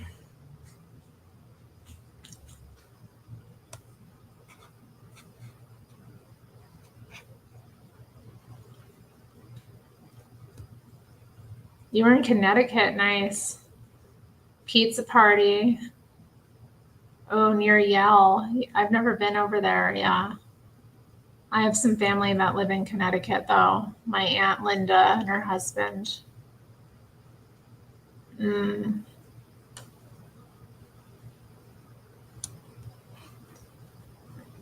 says Freddie was a good friend to Josh. I mean, I don't know. I was around, I wasn't around for their friendship, so I can't comment on that. But from what I've seen, just from the like record that's out there, it seems that that was the case. It's too bad that, you know, they've had a falling out, but what can you do?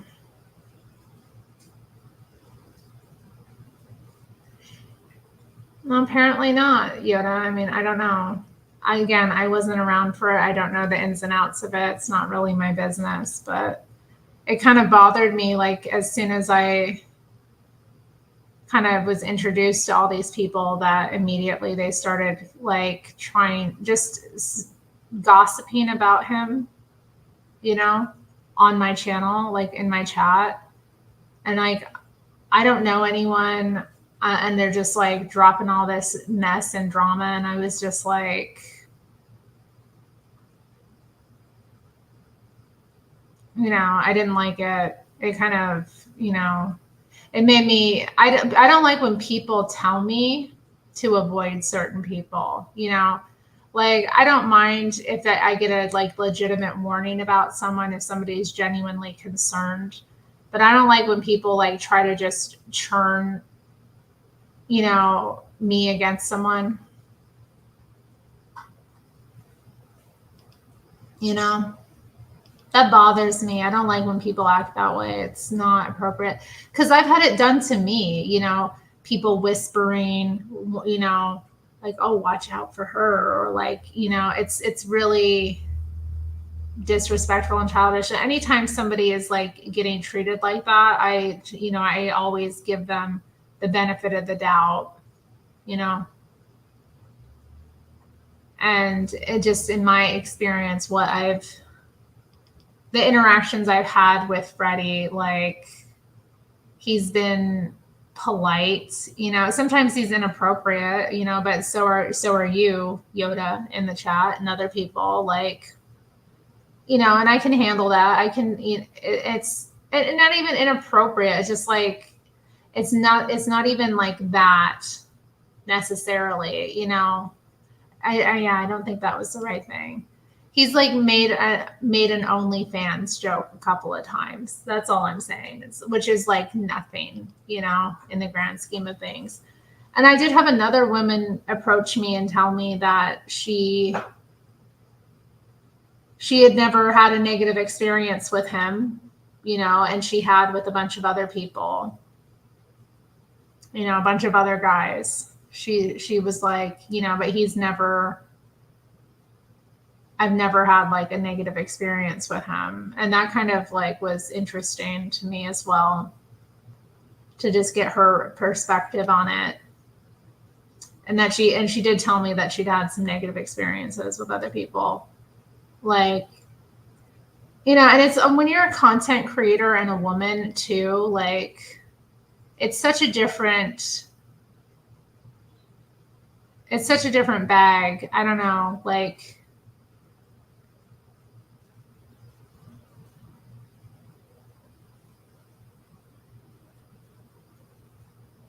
yeah, he has a pretty, I mean, I don't agree with him about everything, or even a lot of things, honestly. Some of his opinions, I'm like, oh, Lord. I think the name should be changed to Stranded Fans. But, like, I like him as a person.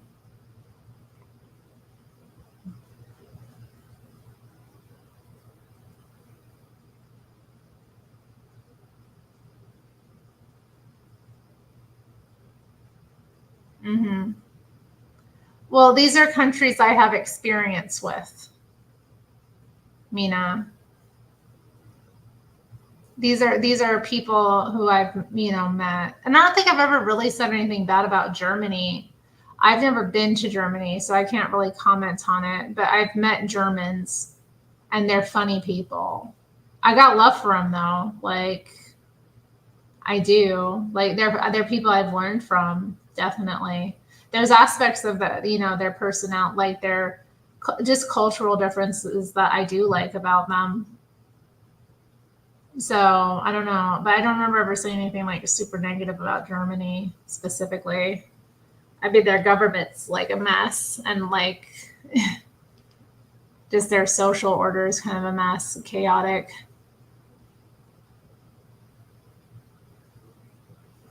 Lonely fans, that's good. That's true, Yoda. Yeah, black people don't like. I'm not all, but there is this tendency I've noticed with like some don't like cats, some don't like dogs, some don't like pets at all. It's interesting. It's like obviously I would never assume, when I meet a black person that they don't like animals, but I have or like pets, but there's been enough times that it's like come up in my life where met one or talked with the person and you find out they don't like pets. But then some do, like, so it's just I don't know, but it is funny. It's like this has come up quite a bit for like the proportion of people I've met and dealt with.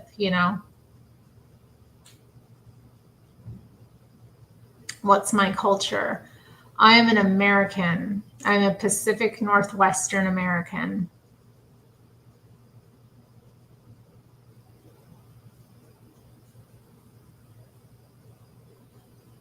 Pacific Northwestern American.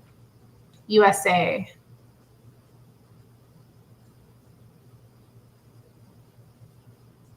Alaskan too. Anglophile. I'm an Anglophile. I'm not a Jew, Mina. Like,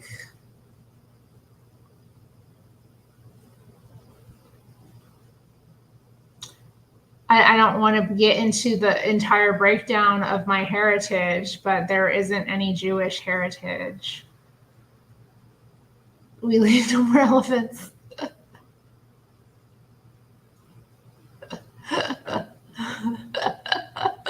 Yoda! Yoda's like, I'm a descendant of William the Conqueror. Oh no. Oh no. He French. He's an Anglo.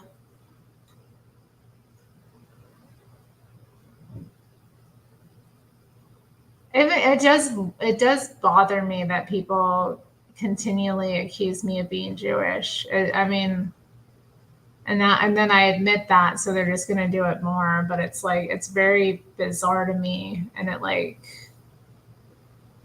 makes me uncomfortable. And it's also like it's just if I was, I'd be owning that. Like I would be throwing it in your face, left, right, and center. I'd be dancing on it. I'd be like, fuck yeah, on my stuff. But that's not who I am. So it's not. So I'm just kind of like, why do you assume that all this swag is Jewish? Like, it's so unfair. You think that other people don't have that, whatever it is, quality. Like, it's so y'all want to call it that, but it's like you don't want to see who I really am. Have I done genetic testing? No, but I've done my family tree.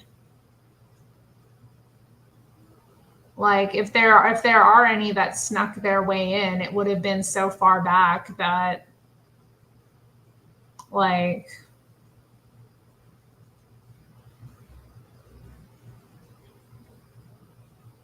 well, I'm only a quarter Italian anyway, Yoda. Like my grandfather on my mother's side. I think I look Irish. I think like if you look at me, I look Irish. I don't see. I mean, I think you can see the Italian too because it is pretty dominant. But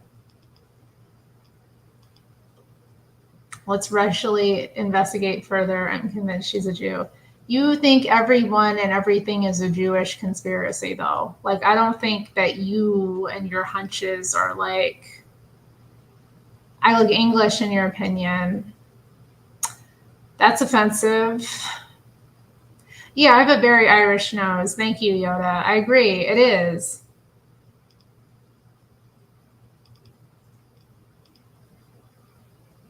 Wow, Bubblelandia. Maybe I should get it tested just so I can know for sure. Then, I'd be owning that. I'd be in the chat like, I'd be like, yep, here I am, ruling the world just like I rule this chat.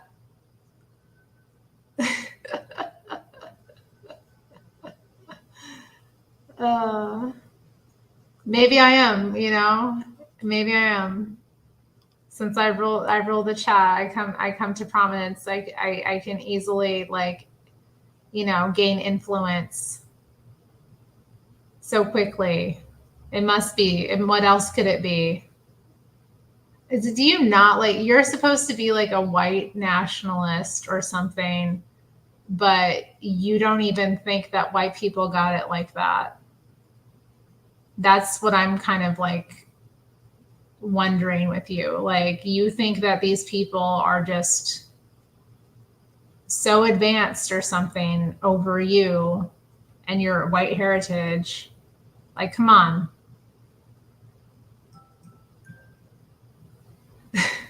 Like, I don't know what to think about it. What does it matter? All are children of God. I agree with that sentiment.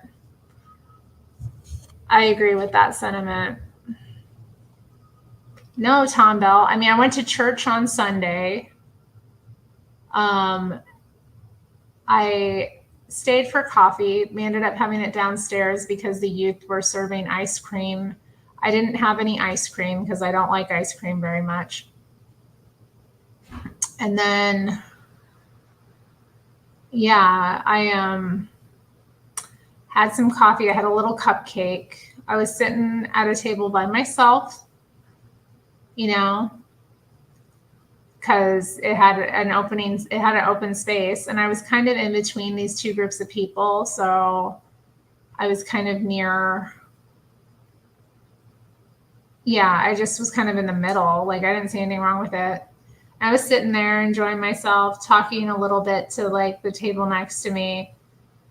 And then the guy that I dated a little bit a couple months ago, he had brought a friend, and actually another one of his friends has started attending too. So they were sitting at the other table. I was kind of in between the two. And he's like, Terri, why don't you join us? Like, you're sitting there all by yourself. And I was like, And then he was like, I was like, well, you'll have to move, a chair for me so I can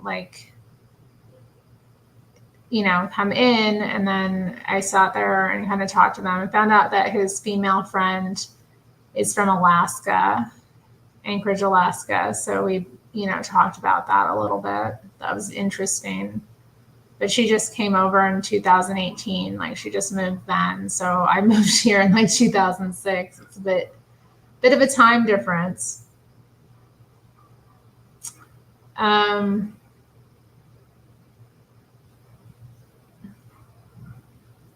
So anyway, I had a little conversation.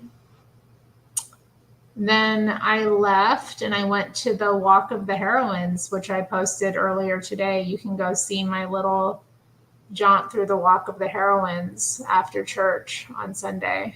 It was fun. It was a little bit, I got in my feminist feelings too with some of it. I was like, there was the Rebecca West quote, and then the Emma Goldman quote they had, and then they also had a Rosa Luxemburg quote in there. Very left wing.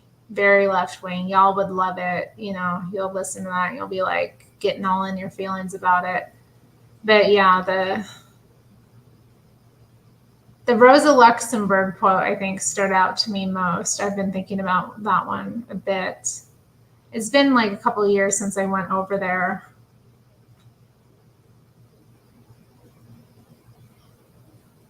So yeah, to see that again and just kind of sit and contemplate, okay.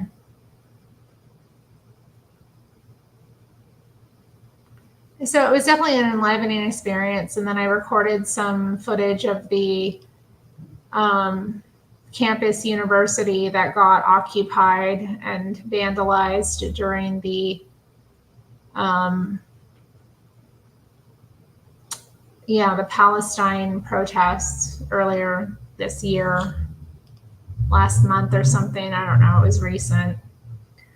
It's so sad. Yeah. So I did some recording of that and then just other little footage. And I went out today after work and did some more recording. I'm enjoying doing these little recordings. Just these are little like strolls I would go on by myself, and not even think to record and share them. So it's been kind of fun to do that. And then I had a good weekend. Take us into that oddities museum. I took a bunch of pictures. In that museum. I don't know if I would feel comfortable like recording it. I think they said you can, like you're free to, but there were other people in there and it's like kind of smaller. There were some displays though in that museum that were really cool. So I might go back.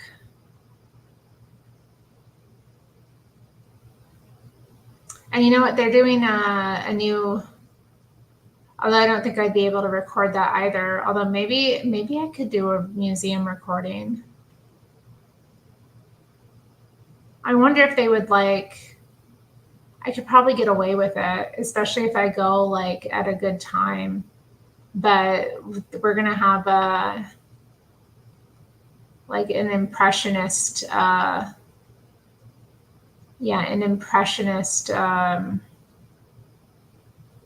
installment coming to the art galleries the art museum. So I'm looking forward to, I'm going to go see that. So maybe that could be something that I record. I don't know. It's I was thinking about it. Like, it is kind of fun recording just life around Portland. And I do, I have a lot of civic pride. So people here earlier were insulting, Bobby was insulting the city of Portland, which is it is not what you think. It's a lovely place.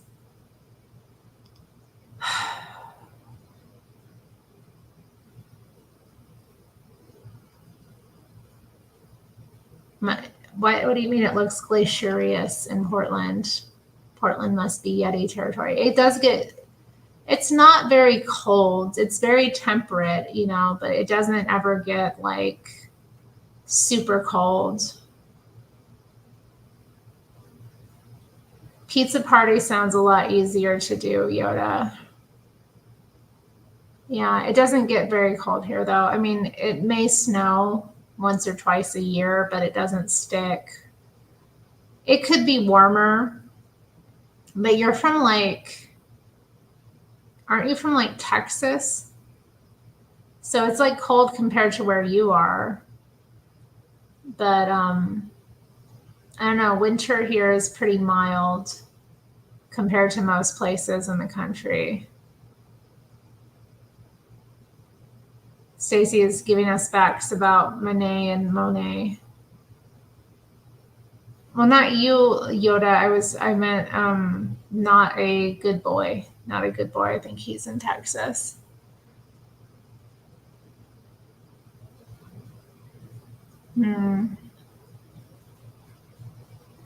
Oh man, dystopian deep dives. That must have been so cool seeing that museum. Connecticut. Beautiful Connecticut.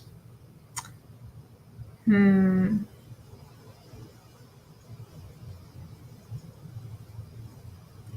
yeah, it doesn't snow really. If it does, like I said, it'll be here for a few days, maybe up to a week, but it'll melt, pretty quickly.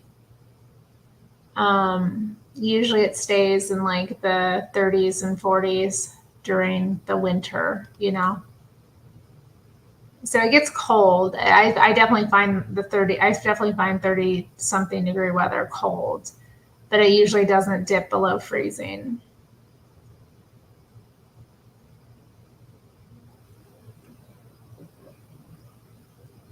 Hmm.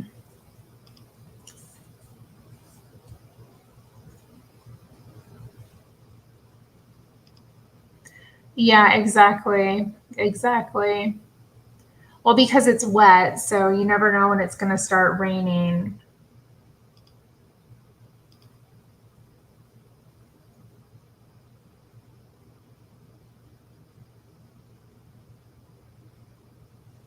You know, Mina, I'm perfectly capable of judging art for myself. Thank you.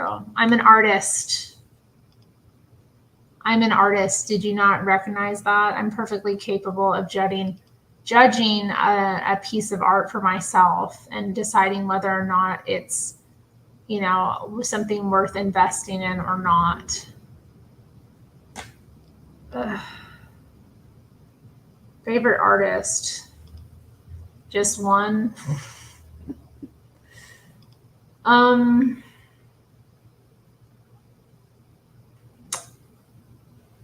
okay, that's who is my favorite? Huh. I feel like I knew this at one point, like, and now I'm like less confident. Ow. Hmm.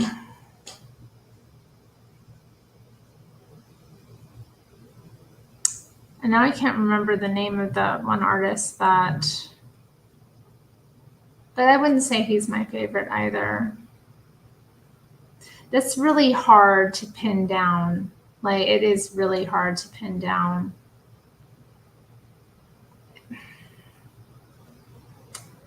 I just want to start naming names. I really like, so for like modern art, I really like Barbara Kruger is one. She's a feminist kind of themed artist, but I just love her style. I've really liked the strident, like black and white, and then the like red aspect of that. So I like modern art quite a bit, and I definitely would say she's there for like modern art. Um, yeah, I find that kind of thing exciting. Barbara Kruger, you must have seen Barbara Kruger. Like, we're pulling her up. I don't know that she's my favorite now because after I say that, I'm like, oops. Yeah.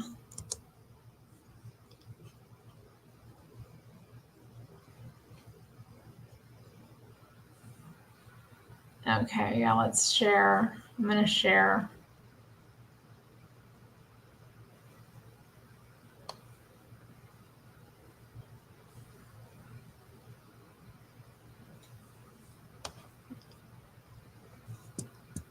So yeah, one of my favorites. I shop, therefore I am.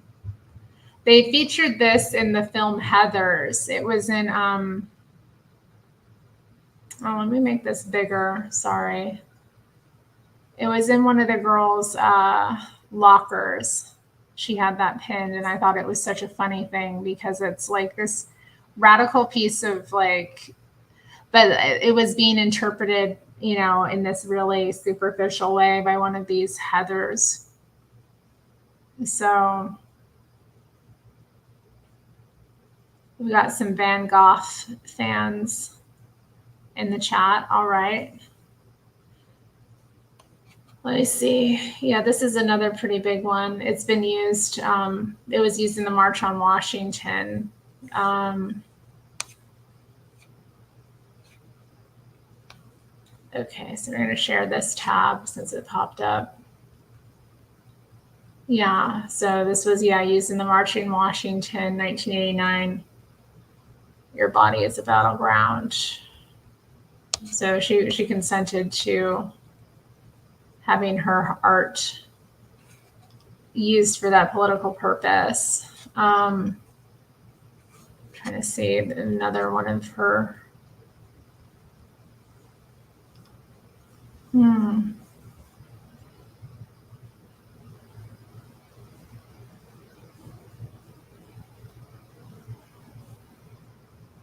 You are not yourself. This one, your gaze hits the side of my face. People like rip off her style a lot. I think that's the other thing too about it. Like people have really kind of taken her style and ran with it. You kill time.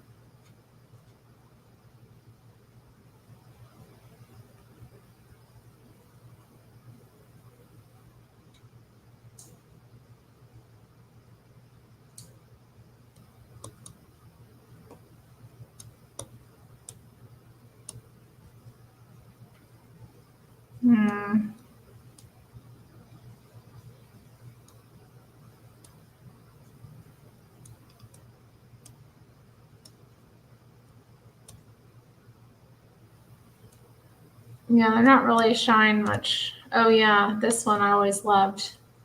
Your comfort is my silence. So it's like politically themed art.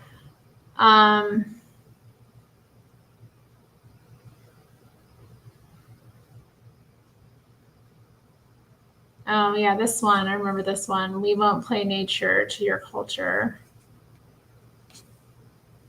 Yeah, okay, that's not going to come up. Okay. So yeah, that's Barbara Kruger. I mean, favorite artist. I don't know if that's exactly it.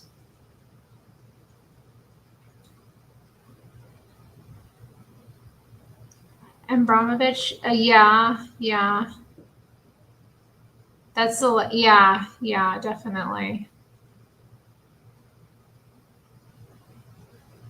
There's another artist I want to see an installment of. It was Oscar Howe. He had some amazing stuff. Actually, that was probably one of the more inspiring artists that I've seen in the past couple of years. So Oscar Howe is another. And then I love I don't know. See, but I'm really into comics as well. So like comic artists, I really love like Dan Clowes or Dan Klaus, I should say. And then like the Hernandez brothers, specifically Jaime Hernandez.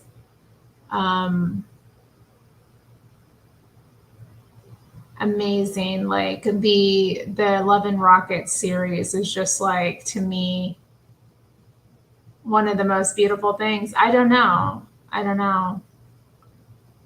love that style too. It's favorite artist. And then me. Me.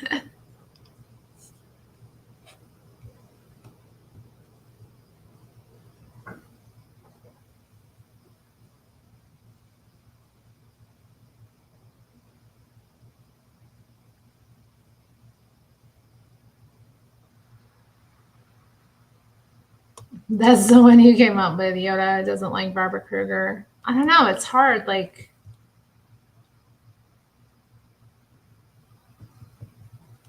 all right, well, okay. That's just like your opinion. I think it's interesting.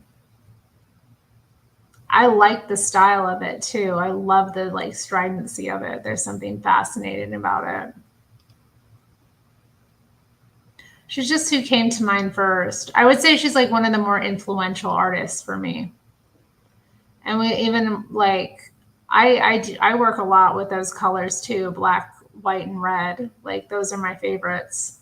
I always go back to that because there's something so captivating and primal about them. They're my favorites to work with.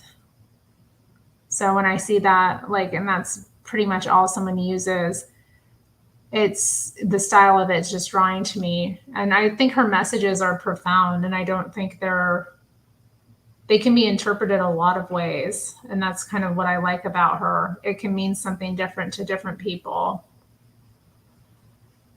So, and T ways.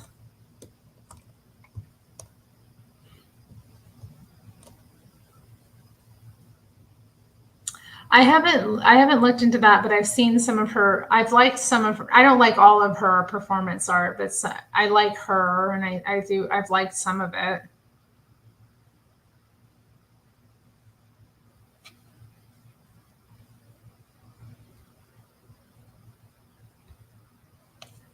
Oh yeah, her Yayoi Kasuma. Somebody was telling me that my art reminded them of her. So because I do a lot of those dots. I liked looking her up, but yeah, I'm thinking.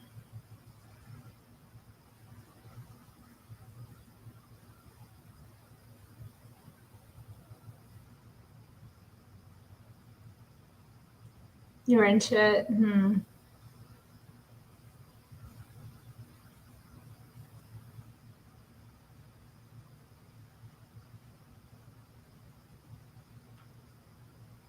There was this really interesting like crochet artist that I saw. She'd made like these massive constructions.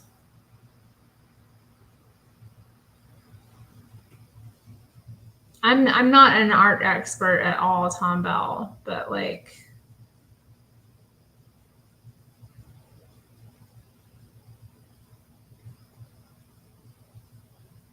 that's nasty, Yoda. Is that true?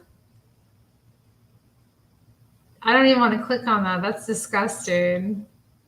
She's a freak. God. That's nasty. I hadn't heard about that project by her. I know performance art is like a mixed bag. Some of it is nasty. That's nasty. You know, I said I was going to go like 40 minutes ago, so I'm for real going to go now. I think I consider her a good artist. I mean, I think she's not a favorite. She didn't come to mind.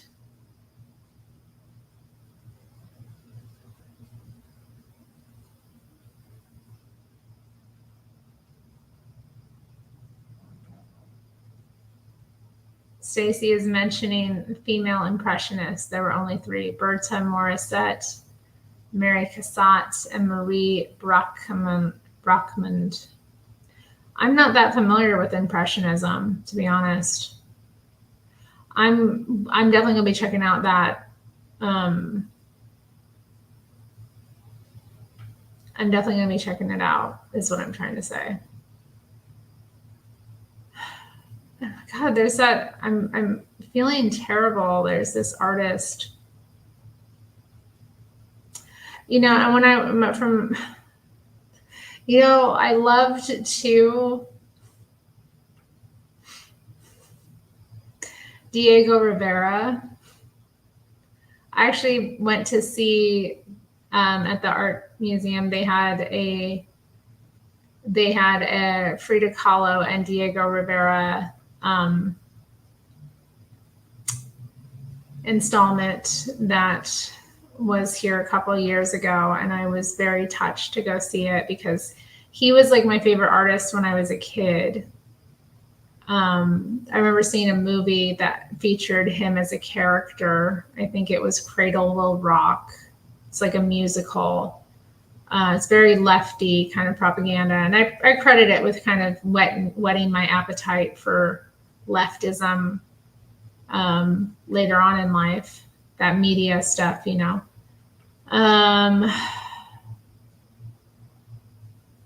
But yeah, his character featured in it, and I really loved his art. Oh yeah, Kenneth Anger. Rest in peace, Kenneth. Hopefully,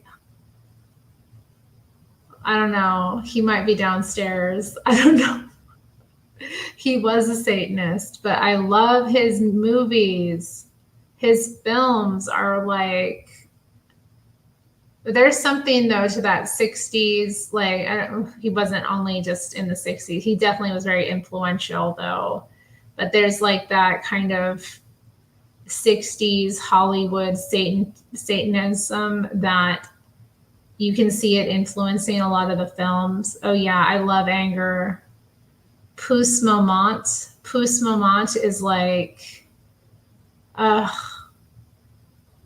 I think I've even shown Anger here on the channel. I know I've showed some of his like films here, but yeah, I think Pousse Moment I loved. I didn't really like Inauguration of the Pleasure Dome. I mean, it's beautiful, but I found it like a little weird the first time I watched it. I never really enjoyed it. And then of course there's Rabbit's Moon. Rabbit's Moon is like very classic.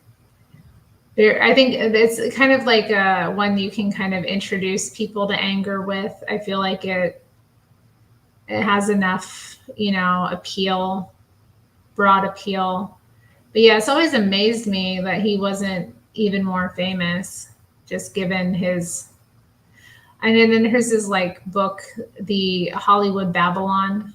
I have a copy of that book. It was like it was very informative, where he talked about like old Hollywood scandals, and he grew up in Hollywood as well. So it was just his life, and he knew all these interesting stories about,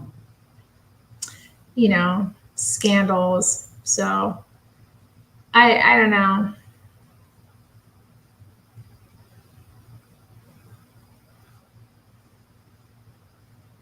The Mickey Mouse stuff.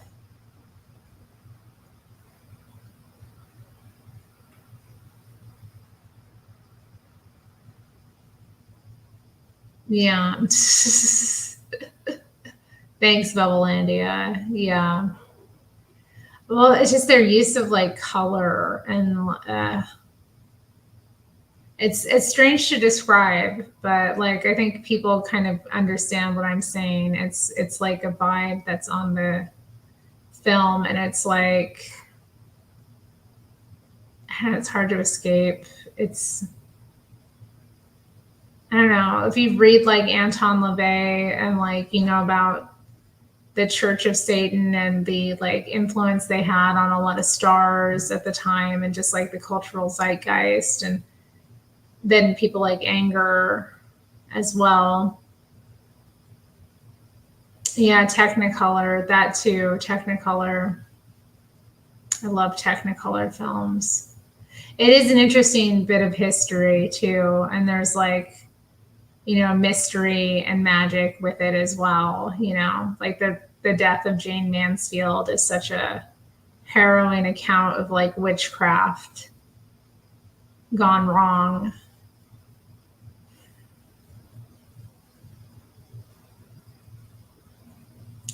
The universities aren't cool on truth right now. They would fire me.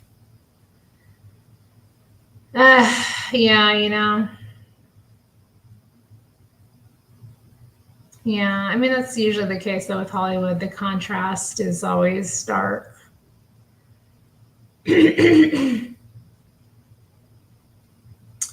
Stacy says, I Shot Andy Warhol was a fabulous movie. It combined the art world and the radical feminist world. Fascinating. I mean, Valerie Solanas is such an intriguing figure. When I was leading a women's like reading group, it was like a feminist reading group, we read Scum Manifesto, and it was so interesting. It was so interesting to kind of read that. I mean, I read it for the first time like when I was a teenager. I was dating a guy who had it as like he had the book, and he was like, "Oh yeah, you should read this." He's like, "It made me feel bad about being a man for a while." And I was like, "Okay." So I read it and I was like, "Okay." I didn't like it at first. At first I was like so offended, but yeah, reading on later, I kind of figured out that it's porn. Scum Manifesto is pornography. It's a pornographic work. It's a form of porn that is like humiliation fetish. So, and she was a prostitute. She was a sex worker, and that's what she did. She worked mainly in that field because she was not particularly like pretty or attractive. And I think it was just her nature as well to be that way. So that was kind of her specialty, was humiliation. Um, so yeah, we read that book and I was like, so what do you all think about the fact that this was porn that we just read? They were all like, what?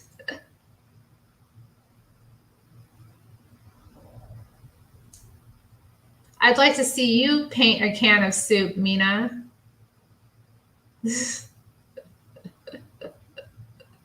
What's your can of soup look like?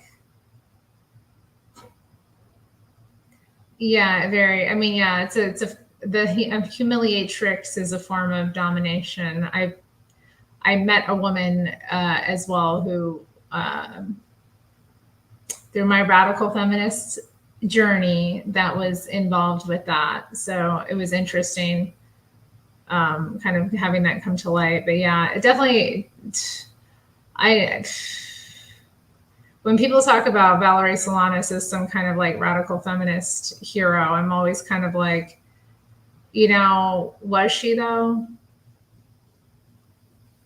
I mean, maybe to a certain extent, maybe, but like a lot of these women, they like love this and they lap it up and they don't really realize that they're reading some like guy's fantasy, And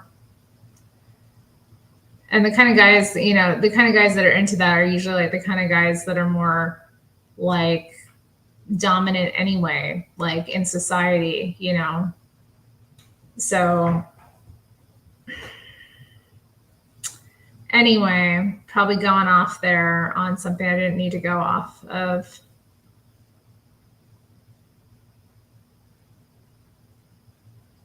I didn't know that, Bubblelandia. I didn't know that Andy Warhol was a cross-dresser. I didn't know that about him. That's interesting. Have I seen Men in Black 3? No, I haven't. I've seen the first two. I have not seen Men in Black 3. It's like way later that they recorded that, right?